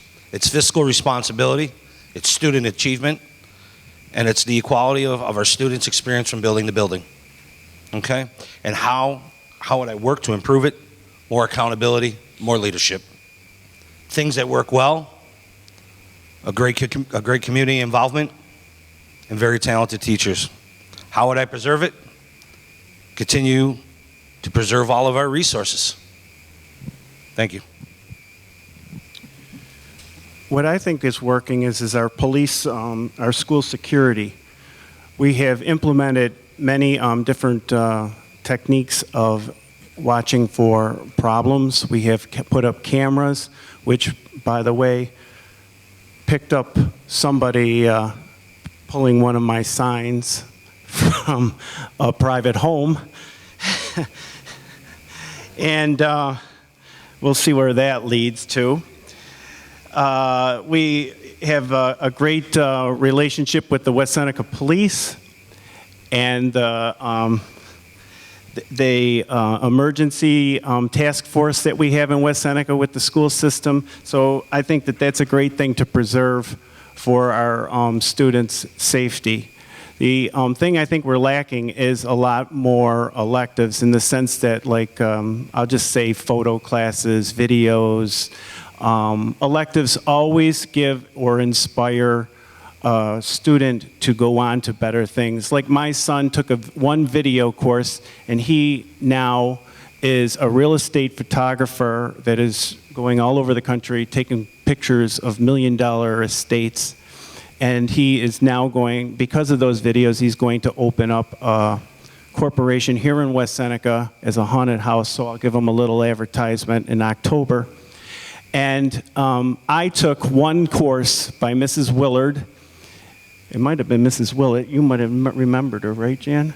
Do you know her? She was a history teacher who taught one course which was in law, which inspired me to want to be a prosecutor, which I never went on to, but I got into the field, and I am so happy that I had her course. I think we're lacking in vocational training. I would love to see some more vocational courses. We even have an Ebenezer building that could be used for some of that, and that's one of my dreams, that we could have prepare electricians and plumbers and some good trades for our students. Also, we're lacking in some of our support staff. I don't know if you're aware, but our people are working very hard to maintain the buildings. When we had to cut our things with so many financial problems, when we put the incentive out, we didn't replace all those people. We replaced as many as we had to, but we need more help. We really do. And they're doing a whale of a job in keeping everything going. So we need to add some of that. Also, the facilities are in need. And I do want to tell you that we have a bond issue in progress. We started a year and a half ago with architects and with Joe Farr and some of our facility people. We took tours of our facilities, and that is in progress. It's in planning, and it takes a while to get that in shape to bring to the public. And so we are very aware of our facility problems. Things that I want to preserve: music and the arts. One kid said, music makes me get up in the morning to come to school. Athletics, character education. We reflect the community. We celebrate Christmas. We have baccalaureate services. That's unique for West Seneca, and I'm thrilled with that. And there's a lot of character education going on, anti-bullying classes. These are things that we need to preserve because we're in this together, folks, for every kid. Remember, all people matter, and every kid matters. And hang on to that, because that's what we're all about. Thanks. Well, to start off, I think we need to work to preserve our arts, our normal art classes and our music classes. I've been in chorus all 4 years of high school, and it's a wonderful thing where you can just go into class and you can, whether it be music or technology or art, you can just go in and you can decompress after a long day. Or you have a test coming up and you're a little nervous, but you can go there and you can just calm your nerves a little bit when you go in there and you just do something that's fun and creative. Now, where I think we could improve is where I think Ms. Dalbo kind of went on a little bit about it, but normal life skills classes, family consumer sciences, home ec, for example. I personally do not know how to cook. I think that's kind of an issue, but I don't know how I'm gonna live on my own. But I think that's an issue, and I think we need to address that most definitely. For example, I'm lucky my father knows cars because I don't know how to fix a car either, and that just comes with never really having been taught that through the public education system, where I do believe it should be taught. So I think we need to work to bring those classes back and front and center in our educational system. And with that being said, I'll hand it over to Mr. Taugren. Thanks. Something I think is working, and it's really well, is the engagement of different stakeholders in the community right now, from the opt-out rate and our parents and guardians across the community that are working to let it be known what they feel is important. I think that's a shining light and something West Seneca should be proud of. Along with that, too, I think over the past few years, the use of social media, websites, and other various forms to better communicate with the community at large has been pretty good. I know that I use Facebook and a few other mediums to learn about what's happening in the district, even though I don't have a child officially in the district yet. I think that's an important component of what's been working. And finally, too, I didn't have the academy programs outside of the business academy when I was a student. I would have loved to take part in the digital media or the engineering or some of the other academies that are happening, and I think those are critical to the success of our students. To preserve those, I mean, we just need to make sure we put our values and our dollars in the same spot. What's not working, it's been mentioned before, but some of our facilities work. So as we've moved students and moved schools, we haven't actually adequately addressed, the needs for like freezer space or refrigerator space, or how we divvy up and work to make sure that our grounds crews are adequately staffed and supported with machines and technology they need to do their jobs well. So I think that's something that I don't think has been working well.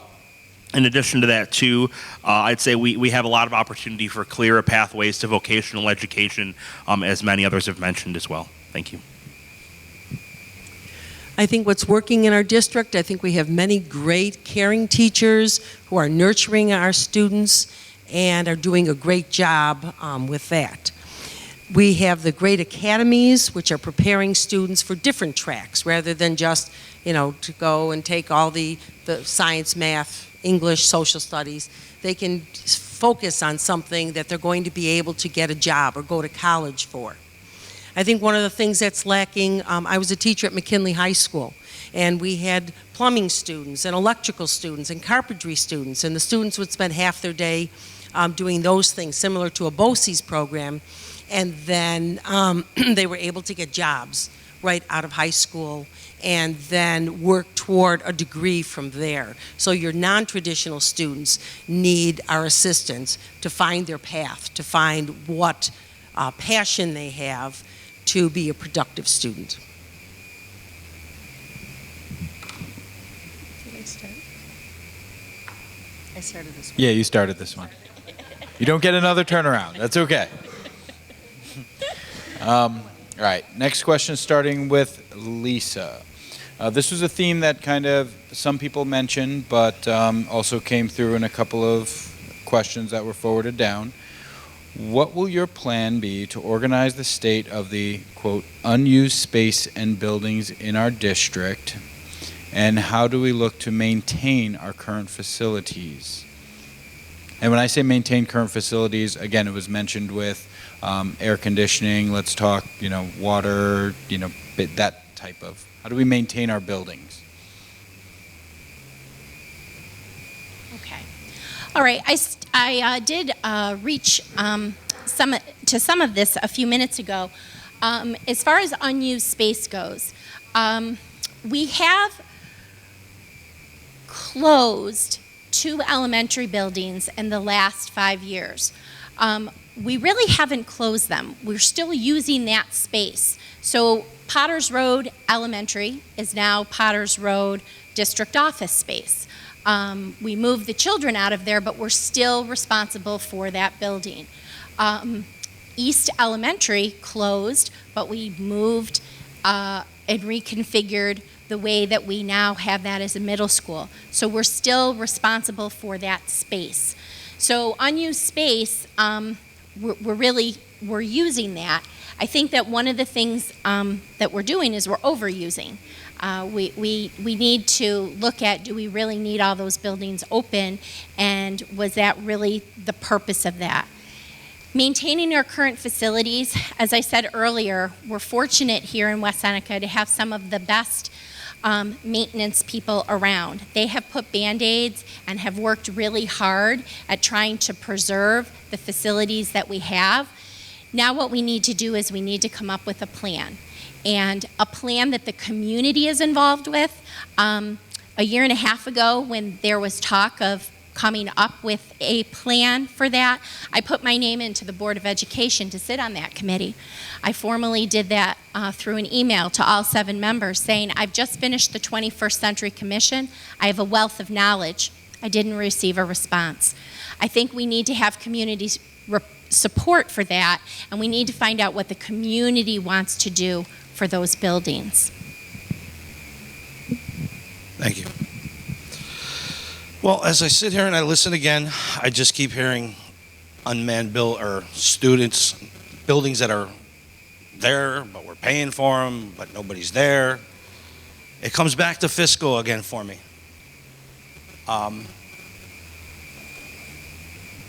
Being able to stand back and assess what's really going on. I don't have the input or anything coming from board members or any data, but the way I look at it, we need to step back, and assess what we're doing with these buildings. Could they be rented out? Could Harkness? We've got to be able. And honestly, as I told you before, I'm one person. I'd be willing to listen to any person, man, woman, child, input. All I can tell you, it's costing us money. Somebody's cutting the lawn, somebody's fixing it, somebody's doing and there's nobody in it. If you think when my kids walk out the house, I don't say shut off the light, because that's what I do. Thank you.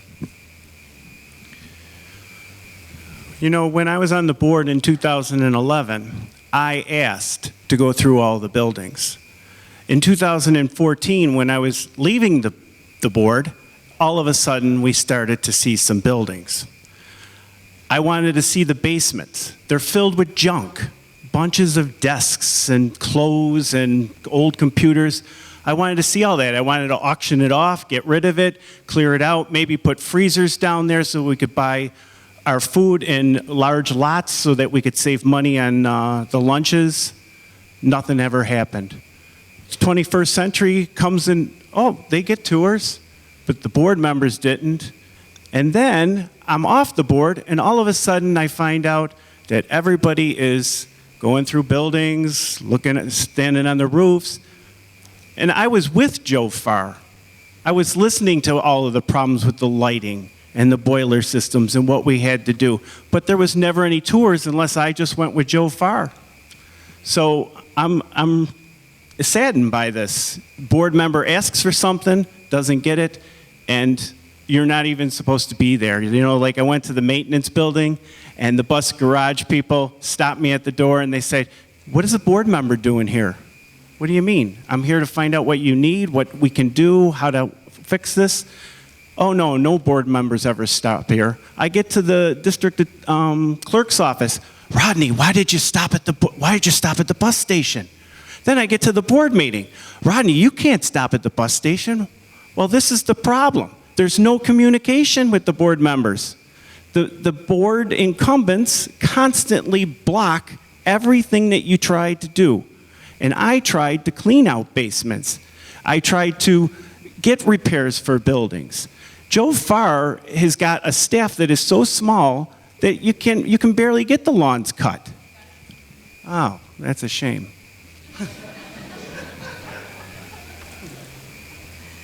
Thank you. Is this on? Yeah, it's on. We can turn it off for you, though. Thanks, Rodney. All right. Just as a clarification about empty spaces in our buildings, the Potters Road building is used for our administrative offices, and the rest of it is rented out to BOCES, and we have an income from all of those classes that BOCES is using. So that's a nice income for our district, and the building is in use. Also, we don't have to put all of our teachers, our special teachers like music teachers, on carts when we have space. And so we do have some rooms that are used as music rooms and art rooms, and that's always been a problem. We don't really have a lot of empty space in our buildings. They are put to good use. We brought back some of our special ed classes from out of district and brought them back so they could be all part of our West Seneca School District, and that's good for them and good for their families. So these rooms, and also we have some pre-K classes, as you know, in our buildings. So they are being put to good use. I just wanted to make that point. As far as the facilities, again, we're aware of that and we're working on, and it will be inclusive of the community. I believe in collaboration with the community on everything. And when the time comes, when it can be discussed more, we will get some more collaboration from the community on facility improvement before that bond issue gets put out. Thanks. So when I think of two buildings that I have seen that I would like to see some changes come, I think of the Potters Road building and the Ebenezer building. The Ebenezer building is actually right by my house, and it's a beautiful building inside. I went in there for my CSEA interview, and I was just shocked and I was awestruck by the beauty and the architecture inside the building. And I recall maybe a year back, I walked in there to go to the youth and rec department that the town has. The town uses that space for the youth and rec area. And I remember passing a classroom with overhead projectors just piled in the middle of it. And I really just don't think that that's quite smart use of room. I think if anything, we could put our district offices within the Ebenezer building. And if the 21st Century Commission predicts an enrollment spike, then maybe we can hold on to the Potter's Road building. But if not, I don't necessarily see the need for two buildings that are, well, one rented out by another entity and the other just used by the custodial department. Now, as to where we should support our maintenance, I've befriended a lot of custodians throughout my time at West Seneca, and I've found that they are truly hardworking people, and I believe that we need to support them, of course, because they are truly the backbone that makes our school tick.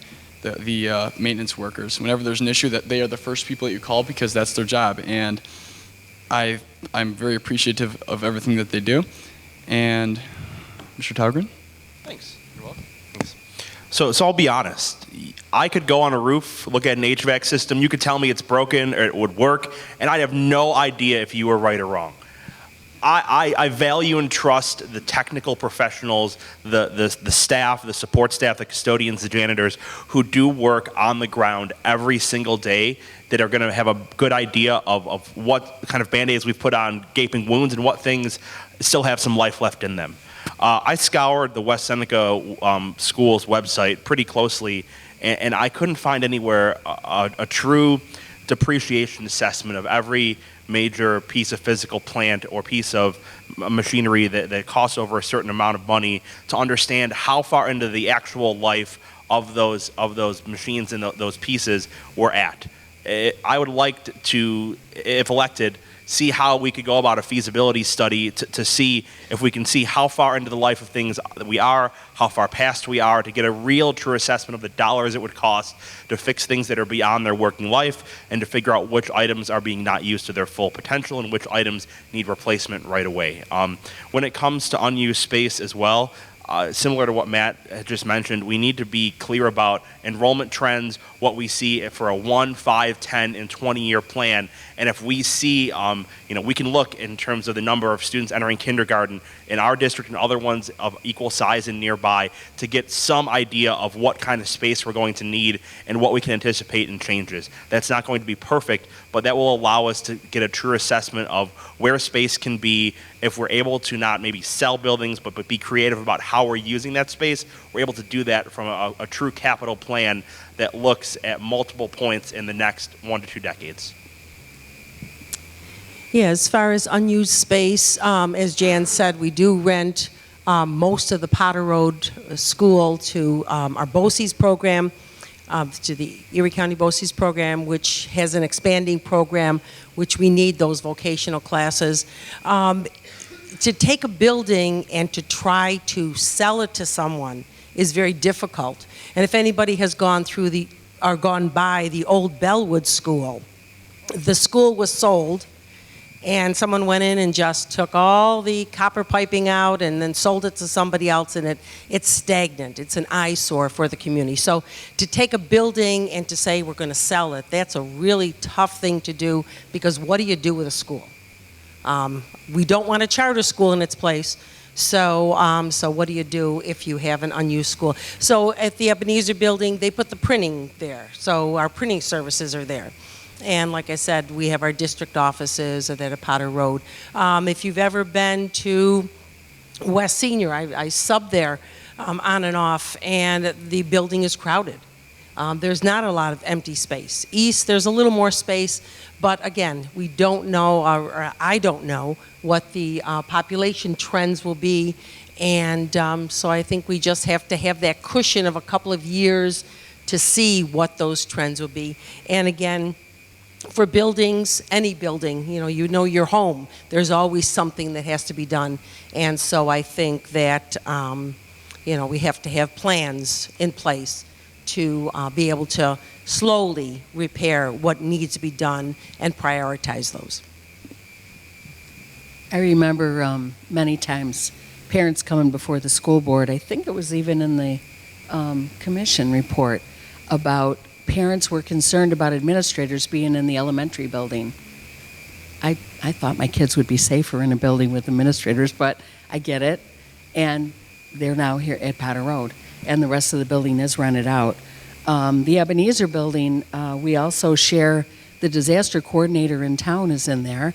Our youth theater, the West Seneca Youth Theater, is in there. You may see a room with lots of microphones, stands, all kinds of things when the youth theater performs. That's where they keep their things. They're there, I believe, every weekend. So we do collaborate quite often with the town. I'm not sure what other offices I think are still in there. It was very cool. I agree with you, Matt, when we had our alternative kids over there. Very cool seeing teachers in that beautiful building. Right now, we used to have OP and PT in the hallways. Jan mentioned our teachers on carts. That was kind of sad that we had to have that and have, physical therapy in the hallways. Now we're using rooms for it. They can keep their supplies in there. They're not shoved in a closet somewhere. The public desk, we can't sell school property. We're public. Can't do that. So just to toss that out. And there's BOCE classes in our buildings now, which are awesome. And Rodney, I believe you were a liaison to Joe Farr, so you had a lot more things than we did as board members knowing about facilities. This year I received several phone calls from teachers from one of the buildings. They saw a few board members in there, like Rodney was saying, and they were freaking out that we're going to cut, we're going to close, we're going to this, we're going to that. And I don't blame them for being worried. And in our school law book, 5-21. Thank you, Carol, very much. So just before we get on to the last question, let's have a big round of applause for all of our candidates right now for...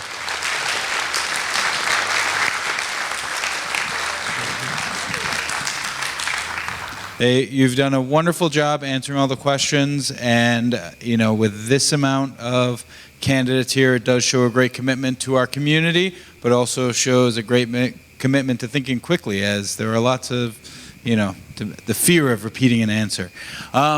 So we're going to ask, Larry's going to get his opportunity to ask his question. Before we do that, I just want to say that we talked about in the post that if we had time, we could open up questions from the community. If anybody had questions, we want to be mindful also of everybody's time, and I'm sure that people will have questions individually for each candidate. So after Larry answer and the rest of the group answers the last question, which is a good one, it's a random one I picked. But, if anybody does have a question, we'll hold it open for about 30 seconds for anybody to come up to a microphone, ask a question. If not, we will then move on to closing statements. So with that, sir, are you in favor of redistricting? If so, how would you plan for it? If not, why? And when we talk about redistricting, we're talking within the West Seneca School District. Well, I think for anybody to make a statement or to say that they are or for not without having the numbers, you can say by the trends where we're going. Right now, I have not talked as the one to the citizens, the taxpayers. How would I be able to come up with a plan if I don't have the numbers? To me, it would be sticking your neck out, saying, yeah, nay. What happened? The developer comes in and builds 10,000 homes. But then what are we talking? I just can't say, am I for or against? That's it. I think that there always will be redistricting because the students, the amount of students on one side are going to go up and then they're going to go down. You're going to have influx of students coming in to the district and you're going to have people leaving. Right now we're on a downward trend. I don't see anything happening as a big amount of students coming in that's going to change anything. So it would really basically just stay the same. We're going to have to redistrict sometime down the road. I didn't expect to redistrict when I was on the board, and we had to redistrict. So I don't have an answer for that either.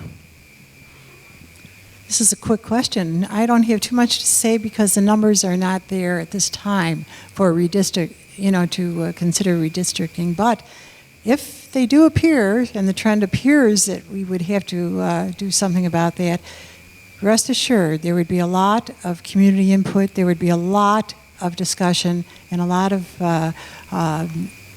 committee type work And also, as I said, open input from the community and a lot of discussions before we would make any decision on that.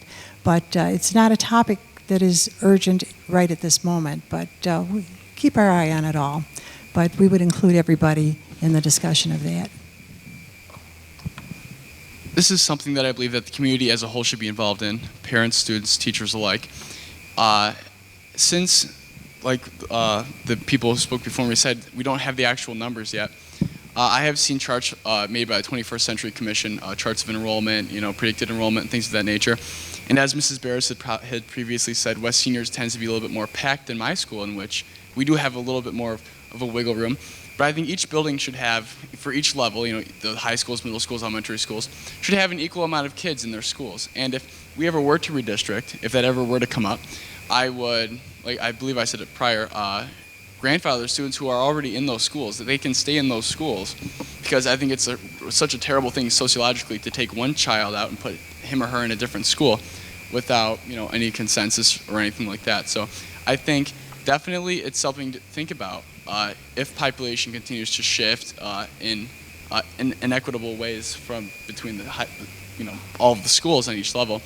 But it's something that you cannot necessarily say yes or no to just on the whim of just in the moment. So I'd have to see the numbers and just look I'd like to experience the schools before you would make a decision like that. Spend a week there, walk around, see how many people, talk to teachers, talk to students, and talk to the stakeholders and the taxpayers. So I work currently in admissions, but it's also known as enrollment management. So we try to predict things that will happen in the future. We forecast, we use previous data, we use historical trends, try to make sense of things.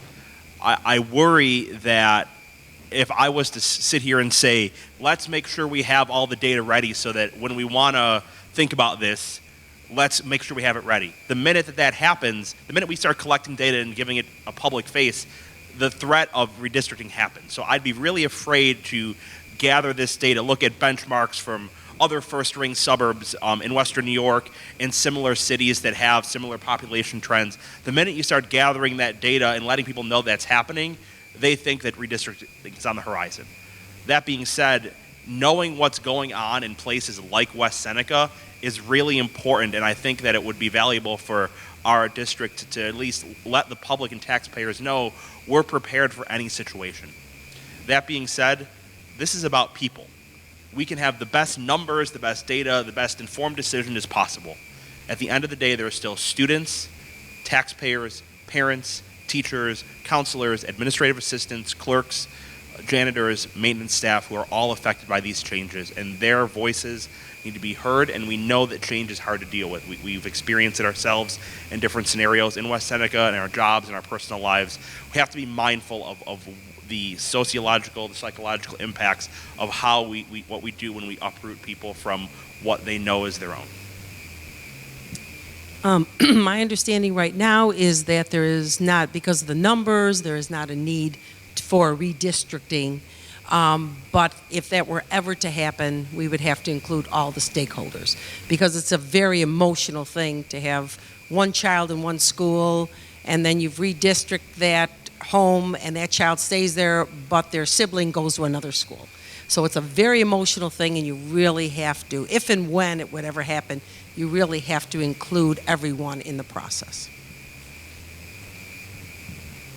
Matt, I'm going to hit on something that you said back long before I was even married. They redistrict the high schools. And guess what they did? And I just started living in West Seneca 39 years ago. The kids, the buses were coming down the street back and forth and thinking, what the heck's going on? The West and East kids, they redistrict. They allowed them to stay in their home building because they had their, Trojan jacket and their Indian jacket, and they weren't going to give that up. And I get that. But it had to be a busing nightmare. I have no idea. It was long before I even had children. But it was interesting that you said that, and I think West Seneca did a great thing by doing that. East Elementary, when we started having public hearings, the first crack, in fact, we heard from someone else that East Elementary was closing. We didn't even know it. Every member on the board were like, what? We didn't know that. It got out there from somewhere. Anyway, we started having hearings. We were at East Elementary. The first crack at the change was going to divide the east-west line, and it was going to take some of these west kids and put them on the east side, and the board listened loud and clear to the public, and we stood for what I truly believe today, and we changed that line, and we stayed east and west. I'm hearing rumor all the time, Carol, is it true we're going to have one high school? How could we possibly fit all these students in one high school? Plus, we like the east-west thing, or I do anyway.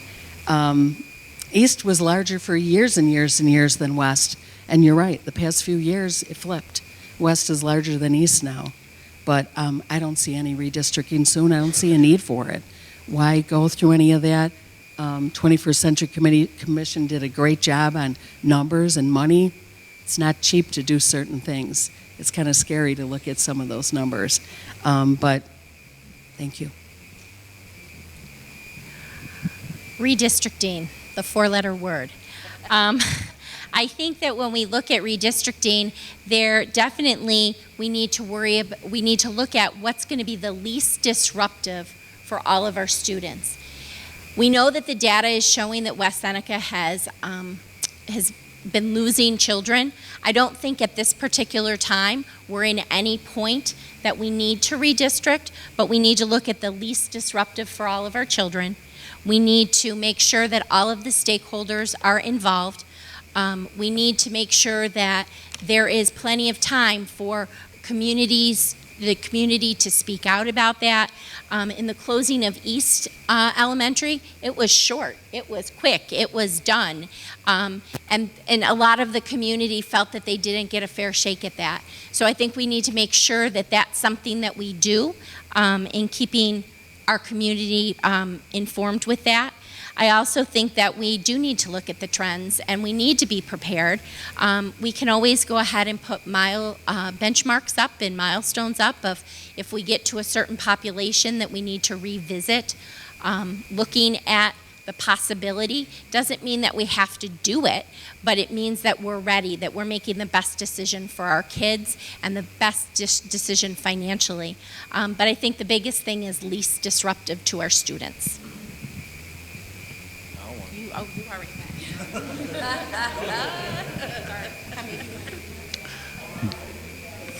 Great. That concludes all the formal questions that were submitted ahead of time. Does anybody have a question from the audience? Please wait, before we do that. Hey, hold on. Please know that the question should be open so that absolutely everybody can answer. We want to try to keep this cordial, collegial, however you want to call it. So we want to try to make sure there aren't any, personal attacks or anything like that. Okay? So Rodney again, or we can, yeah. So we can start at we'll start at Ryan. I'm going to take it away. Okay? This is the first time we're doing this, so we're trying this out. We probably won't have time for everybody, but we will, and everybody gets 1 minute to answer, okay? If you choose to answer. Rapid fire. We're going. Okay. This question is very simple. What special interest group or union is supporting you, and if they are, how will that affect your decision making? I have been endorsed by the CSEA. Going into that endorsement, I simply stated pretty much the same things that I have said here today. That endorsement will not change how I approach running for school board or being on the school board if elected. I don't think that I've received the endorsement to simply agree with everything they believe. I believe that the things that I advocate and value might mirror some of the things that are important to that group of people, but at the end of the day, it's about listening. I am doing this to listen to people across the community, and it was an honor to have my ideas heard by them and have them recognize that I'm willing to listen to what they have to say. Thank you for your question. I am endorsed by the West Seneca Teachers Association, and Joe Catafio has told me many times that they will work for my candidacy because they believe in me, but there are no strings attached. He said he will never call me and ask for any special favors. They just want to support my candidacy. and I can attest to that. I am also endorsed by WISTA, and I want to tell you, just because you go for an endorsement, if you're told no, that's okay too, but it doesn't, mean that you're out there by yourself. You're trying to get some support. WISTA, I can tell you, I was endorsed in the past, I think 2 other terms, and nobody has ever come to me and asked for a thing. CSEA, nobody asked for a thing. I think they all know their pecking order, if you will, and know where to go for things. It's not a board member. Many times the public will say, Carol, I need to get a cleaner. You need to help me get a cleaner hired, a bus driver. It's not what we do. We don't hire teachers. We hire superintendents, but we don't do that. I've been endorsed by no unions, whether it be CSEA or WISTA, and my special interest group are the children of West Seneca schools.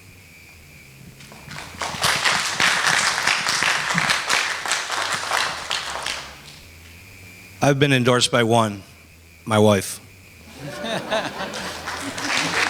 I can just tell you this for right now. I want to be able to say that I was not even asked by the teachers union. And to me, I have no hard feelings. I love the teachers, and I mean that from my heart.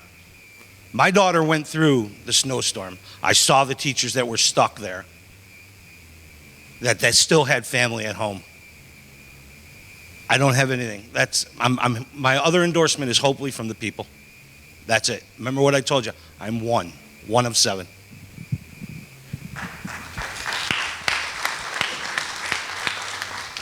I have been endorsed by CSEA. I went in, I told them how I felt about things.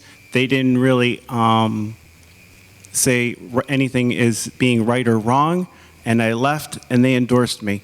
So I feel like I'm happy they endorsed me, but I am my own person, and I told them I'm blunt, and I tell everybody the way it is. I'm honest, and take me or leave me. In what has been a challenging year, I am honored to have the endorsed support that I have. All 3 unions that are involved in our school district have given me their support. That's the WISTA group, which is the teachers group, CSEA, which is our support staff, and the administrative union also. That's about 1,200 workers, and I just feel so honored that they have done that, and humbled. From the bus driver to the cafeteria worker, from the teacher to the principal, it takes all of us working together to provide the best educational experiences for our students. The confidence that people have placed in me is rooted in our shared belief that successful schools become successful through collaborative work at the local level with everyone involved. When we work together, our students benefit and our community benefits. And I humbly say that. Thank you, Jan. I'm done. I am endorsed by no unions, and if elected, I am here to be your servant. That's the whole definition of being a public servant, is to be someone who serves the people that elect them. And I think that's a very powerful thing in a way. Somebody entrusts you to run their district. That is a huge thing. And with that being said, I am your servant if elected, not the unions. Perfect. Go ahead, sir. Good evening, and thank you for presenting this forum this evening. I'm Dr. Ralph Anderson. I'm pastor emeritus of Ebenezer United Church of Christ, which I heard mentioned, over on Main Street. We as a nation are facing an opioid crisis. We do not escape it living in a first-ring suburb of a metropolitan area. What do you see as the role of a local board of education in dealing with this issue? Apart from focus groups and conversation, there's clearly a problem. I want to hear a plan of action. Thank you. I think the Board of Education is more of a policy maker, not a actual get in, and do the work of the district. I think one thing we can do is to encourage the students in the district to have critical thinking skills, that when something is really bothering them, that they can know how to de-stress themselves, and that's the only thing I can think of offhand. Excellent question, Reverend Anderson. I do know that our social workers and our psychologists work hand in hand with teachers. I work at ECMC. I see some of our students, unfortunately, come there. They work closely with Father Joe Bain for kids that are homeless, quote unquote, and try to get them help and get them sober. It's a fight. It's a fight, and for some reason, it seems like our elected officials don't feel it's as important as it is. So, Diane had a great point. The board members, we hear what they're doing, we hear updates on things, but I think our staff does a great job at addressing our kids. SRO officers, second to none. These students trust them. They don't look at them as police officers. They'll go and say, hey, my friend did such and such. And I think that's wonderful that we have that in so many of our buildings. I think that as we look at being that first-ring suburb, I think that there's a lot that goes with that. We've seen our rankings from Business First go down. In 2012, we were ranked 15th. Last year, we were ranked 33rd. So I think that there are definitely some issues there academically. When we look at the whole child, some of the things that we're doing right here in West Seneca, we have a social worker in every building. I think that that's vital to have our psychologists in the buildings. I think that those things and having our staff well trained, which they are, they're kind, compassionate, caring. And I think the last thing is really engaging our families. Parent District Council has done a wonderful job over the since its inception of bringing in kids escaping drugs, bringing in different groups to help to make sure that our kids are well cared for, and if there is a reason for an intervention that we're able to do that. Thank you, Lisa.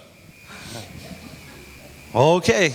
I would basically, if it was up to me, I would have our social workers get involved and educate the parents and the community. It's that easy. I don't know why. To me, that's an easy thing to accomplish.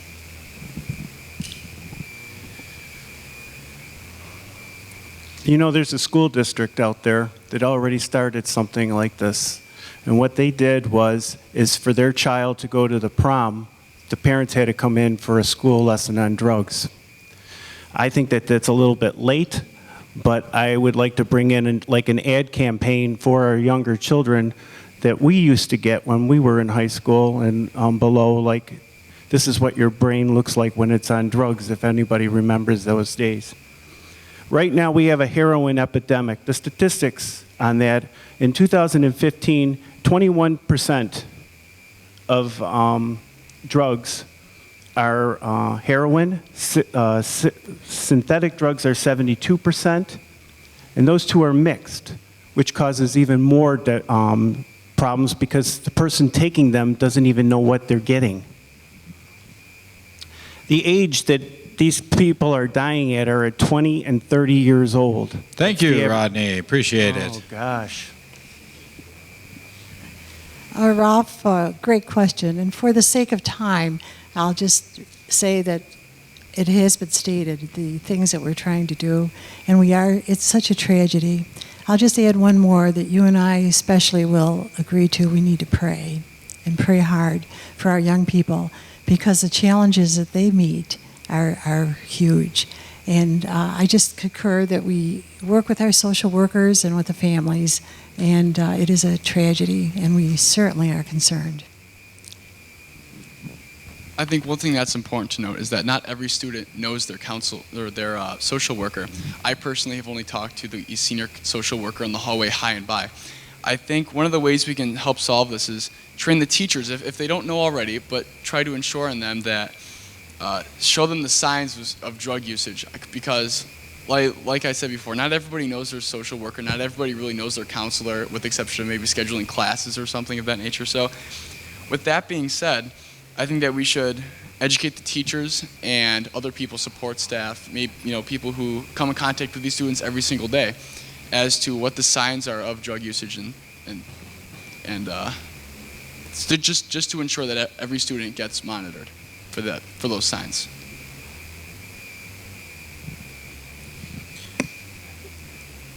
This is a really tough question to wrap my head around. Thankfully, Erie County Executive Mark Poloncarz has been one of the leaders across the state in talking about Erie County's opioid task force and some of the resources they have available, and through the Mental Health Association of Erie County. I'd hope that the district and the board, when available, can utilize partnerships within county government and within local municipalities to bring in resources, one-off curriculums, and opportunities to train counselors, to train teachers, and to educate students on the realities of opioid addiction that go beyond maybe what we consider through DARE programs and through more traditional drug education models, because we are learning more and more every day about the effects, the side effects, and where people are accessing opioids. So the more we are able to educate folks about that, the better we'll be able to be in combating this addiction. Thank you. Got in the nick of time. Very good. All right. Next question. Hi, everybody. Thank you for being here and sharing. My name's Debbie D'Alessandro. I have quite a vested interest in this district since I am a resident, and I graduated from this school, and I'm a teacher in the district, and I have 3 children that are in the middle and high school right now. So I kind of, Lisa, disagree with you about the island thing. I get what you're saying, but I want to know that people really care about the real, the root of what goes on a day-to-day basis and understand what it's like. Because I always wonder, like Rodney was saying, like the board, sometimes I see them walking around in this little board cloud, but do you get a chance to, and my question actually is, how could you see yourself getting to more intimately know the real goings-on of each day? I mean, you're welcome to come and spend a day with me. I do travel, and I don't like it, but to be honest with you, because I can't get to know the kids as well, and I don't feel like I have a real home. It's hard. It's really hard. That being said, my question is, again, how can you get to intimately know this district that you are making a lot of decisions about? Does that exist other than casual conversation with people that you run into? I'm just curious and wondered.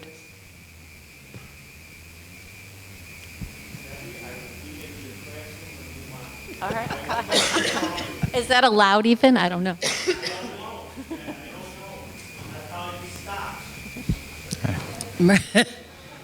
Rodney made a point about the bus garage, and I believe that happened to me as well, Rodney. I didn't realize. But before, when I ran out of time, there is an education law that says, oh crap, let me find it. This does count towards your minute. Okay. School board members in their buildings and naturally being, there were school board members that were worried that we were cutting their jobs. Teachers and an aide called me. In the New York State School Law Book 5-21, individual board members may visit schools only with authorization of the entire Board of Education. Of the board. The entire board is to know, so no surprises. I know if our board member came down and saw me at work, I'd probably freak out, like, I respect that. What's she doing here?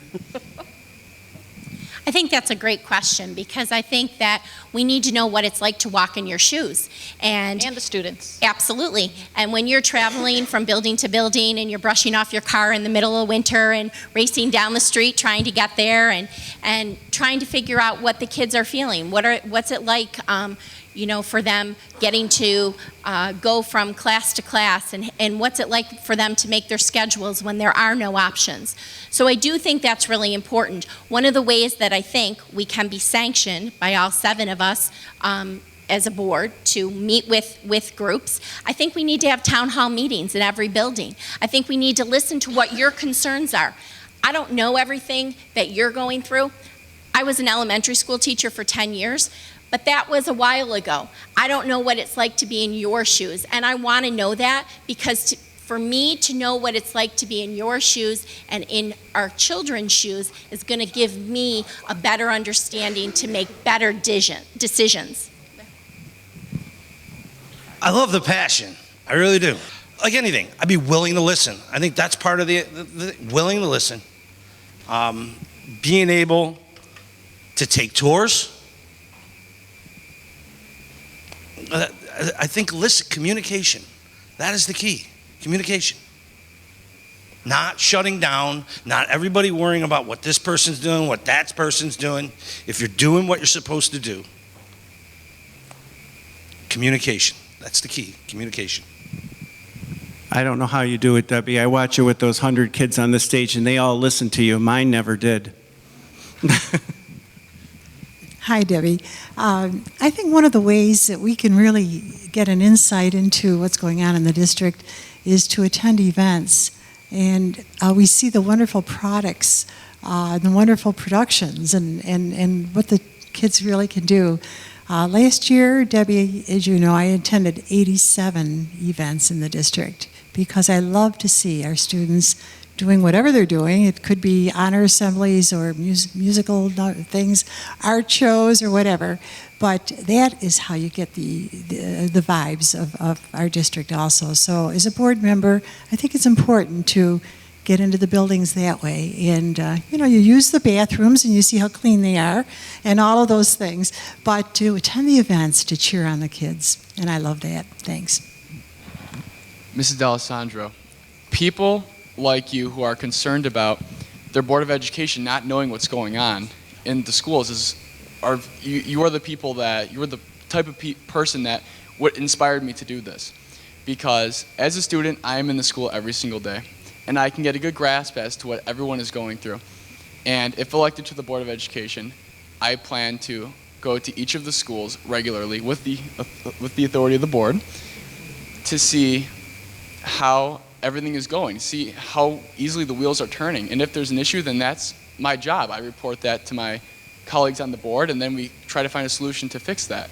So I appreciate your question. It's really one that hits home with me. Mr. Tauberin? Thank you for your commitment to West Seneca, by the way. It's great to hear. When I hear that there's an election law that kind of stops us from doing these things, I get a bit disheartened, but I try to think creatively about, how do we not move around the law, but how do we work collaboratively to make something happen? Maybe that's an opportunity, whether that's through a contract or a memorandum of understanding. We have open hours in certain parts of the month or certain parts of every other week where it's clear that a board member might come in because these are times when it's allotted to happen. So that gives us some of the flexibility to do that and gives teachers, students, staff, clerks, people a clear idea of when that might happen. It's easy for me to sit up here and dream a big idea, but we have to start somewhere. And I remember when I was did the East TV Live 9, we said dare to be the best. So I'm trying to think of things that are possible and real to do that if I'm elected, we can be pragmatic and make some action towards those. So thank you.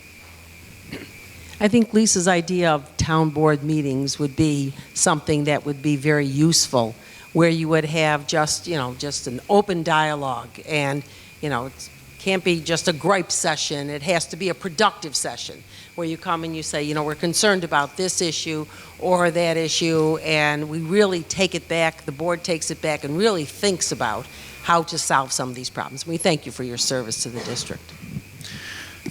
Candidates, as you can tell, our audience and our community members are very well vested into the results of this election. So, unfortunately, though, it's 9 o'clock. I did get a call from Joe Farr. He's going to kick me out. And all of us, too, but it'll be fun to watch him kick me out. But, so I would say we can reserve any follow-up questions for the board for afterwards. I want to give everybody a time for a closing statement. Since we started with Matt first, we can start with Jan now, and we can work our way back down. So again, thank you so much, and we wanted to make sure that everybody got a chance to lead and answer a question first, and have an opportunity to answer a question last. So with that, Jan, please start with your closing statements in 2 minutes. Okay. Thank you. When I first ran for a seat on the board, I had the theme of 3 C's: children, curriculum, and community, because that's what I dearly and deeply care about. That has never changed. It affects all of my decisions. Last year, when I told the graduates to always do what is right, because what is right is not always popular, and what is popular is not always right, I sincerely meant it. Together, we have built an outstanding district, even through adversity from Albany regarding funding and some threats to public education.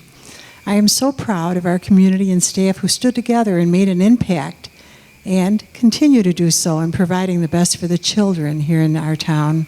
I'm committed to the 3 C's, and I promise you that I will continue to always seek new and better opportunities for children. And community involvement and taxpayer consideration is a priority. I offer you experience, service, and most of all, integrity. My word is good. And my record has shown that my word is good, and it will continue to show that. Thanks so much for this forum tonight.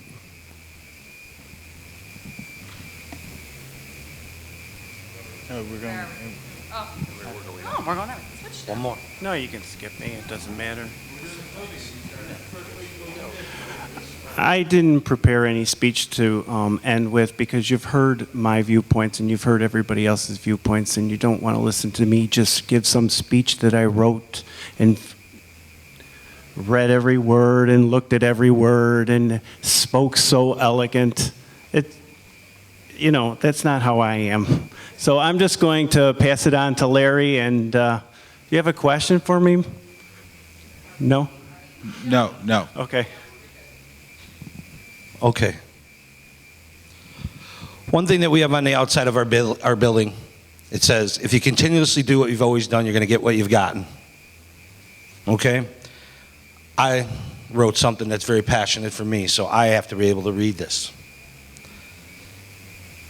You can select up to 3 people when you vote on May 16th, and I humbly request that you consider me for one of them. The district needs change. It needs perspective. It needs new. Our current board and the incumbents alongside me need to stop blaming Governor Cuomo. Every district took a hit in 2008. But really, it's how far we have fallen, and it's fallen under their watch.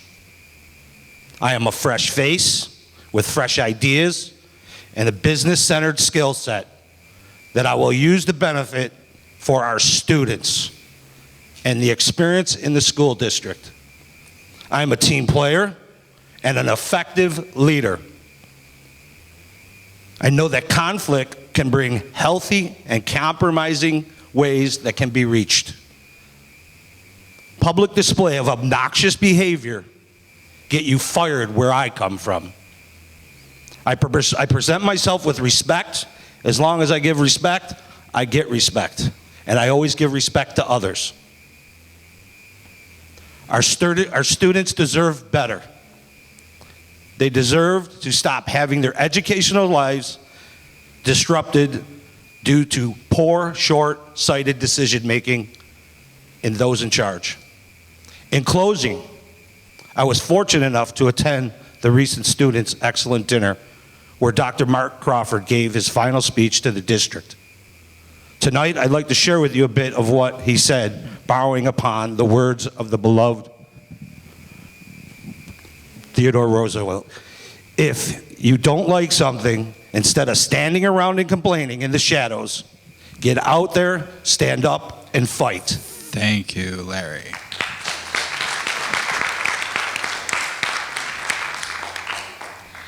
I'd like to thank the West Seneca District Parent Council for hosting this event tonight. I'd like to remind you that I support public schools. I believe it is a parent's choice to opt out of high-stake testings. I do not believe in the Common Core. It's not in the best interest of our children. We have a major decision to make over the next year. We have a new superintendent to hire. The process must be transparent. We need to have all stakeholders involved, with input from our parents, our community, our students, and our staff. Our facilities need to be updated and upgraded. We need to invest in our facilities for the future. We need to look at repairs and replacement. Our community needs to be involved. We have lost over $36 million in foundation aid over the past 10 years. We are slowly beginning to receive more foundation aid from New York State. We must have a plan of what the district is going to do with this. We must have a long-range plan in place, a vision, a direction. I'd like to end with a question for you, the voters. Are you happy with how the school district is running? If you are, then vote for the status quo. If you would like a change, something different, then I ask that you consider voting for me on May 16th. Ballot 5, kids come first. My special interest group is kids.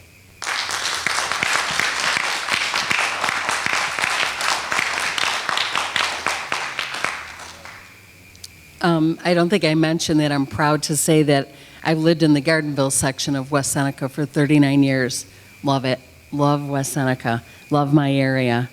I'm feeling like my main goal is to continue to give every opportunity for our students to become productive citizens. Keeping the lines of communication open with all is a must. We must never forget to put the students first and to be an advocate for public education. I agree with what I heard. You should be respected and respect will be given back. It can't be huger than today. Our staff continues to keep our buildings clean, feed our students healthy meals. Bus drivers continue to form a bond with each and every one of our students. I know I hear the kids talk about that all the time. We as a board need to continue to communicate openly and honestly, no surprises. We need to ensure all who will be involved with the superintendent hiring process and all groups will be able to actually interview and ask questions. We need to make certain that we never prioritize or privatize any of our programs in our district. I think that's all. The only thing I say is that I'm honest, I'm open. I would love your support. I'm proud to be endorsed by WISTA. And again, I think we have the greatest district anywhere in New York State. Thank you. With my education background, my work experience, and my community involvement, I feel I would be a good candidate for the West Seneca Board of Education. I've been very involved over the years in the West Seneca community. I've been in the Kiwanis Club for a number of years, currently in the West Seneca Women's Club. I'm on the leadership committee at the Birchfield Nature and Art Center and volunteer there. I'm a docent at a couple of cultural places in the area, and I used to be the old YES director. So I feel I have a lot of different experiences that I could bring to the table for the board. I will work as hard as I can for all the students in the district and give them all the opportunities that they deserve. Thank you. This community saved my life. I wouldn't be sitting up here today as a candidate for school board without the support of teachers, community members, and principals throughout West Seneca. I took what was given to me by this district in public education and have done every single thing I can to be a servant leader, putting others' experiences and others' needs above my own because it was done for me in my formative years. For the past decade, I have done every single thing I can to learn how to lead, to listen, and to best empathize with people who are going through whatever it is that is unique to them. Through those skills, those experiences, and that background, I feel that I have a diverse skill set at a point in time in my life as an active, engaged young professional that this school board needs. If you feel that that is something that you think that this board needs as well, I hope you'll vote for ballot number 2 for me on May 16th. I leave you with one idea. I am one person on a 7-member school board. It is important that we bring together a diverse set of skills, experiences, and knowledge to make shared decisions. I say with confidence that no other person running right now has the same background, skill set, and experience that I have, and no one sitting on the board currently does either. If you'd like a different perspective that takes an empathy, ideas, and a new vision for public education for West Seneca. I hope you'll consider me on May 16th. Thank you. In closing, I'll be brief. Tonight we've heard many ideas, some possible solutions to try and improve our school district. And I believe it's time to have a fresh face and a fresh perspective on the board, a perspective of somebody who sees the schools in action every single day. I think it's crucially important to have somebody on the board who understands the day-to-day tasks of all three people who are involved in the district, the parent, the teacher, and the student. And while I'm not a parent or a teacher, I'm around these people all of my life. And I can take what they have said to me, and I can incorporate that into a great compromise of a perspective. And as a student, I would be so honored to be elected to the West Seneca School Board. And when you go on to vote, I'll be at the very top of the ballot, number 1. And I'd love to meet each and every one of you on Election Day or as I go door to door throughout the community. And please vote on May 16th for a fresh change, a fresh perspective, and a fresh new school district. Thank you. A big thank you to our candidates and thank you to questions. There's a saying that the early bird gets the worm, right? So with that, Mr. Bob Rigby showed up a little bit early today, but he had a brief statement. Yes. Thank you all for your participation this evening. I have been a proud resident of the town of West Seneca for 47 years, and it's a very special place for me throughout my whole life. I was an educator also in the early of my career. But I just want to leave our candidates and everyone present here with a couple of pieces of information that is sort of an overlay of where we find ourselves now. I was honored to be asked to serve on the 21st Century Commission a few years ago. One of the most profound things that I heard in all of those meetings was the statistic from our statistician, Brian Graham, that we lost to another district. The statistic was that all of our students, 100% of our students in the West Seneca School District come from a total of 22% of the residences in the town. 78% of the residences in town do not have a child to send to the West Seneca schools. A vast majority of that 78% of residences are occupied by senior citizens. I have been a realtor in town for over 25 years, and I can tell you that a $150,000 house in West Seneca versus the same $150,000 house in Hamburg, Cheektowaga, Orchard Park, we have the highest taxes. And that's a burden. Now, we don't want to give up what we do for the school district. I'm not suggesting or anything, but if you ever want to have a comment on that, if anyone wants to have a comment on what I've just said, I welcome it. But this is the overlay of where we find ourselves in West Seneca right now. And it's difficult. Thank you. Thank you, Bob. Now, I'd like to thank the candidates, everybody for coming today and your attention. We all see you at elections on what date? Tuesday, May 16th. All right. So thank you and have a wonderful evening.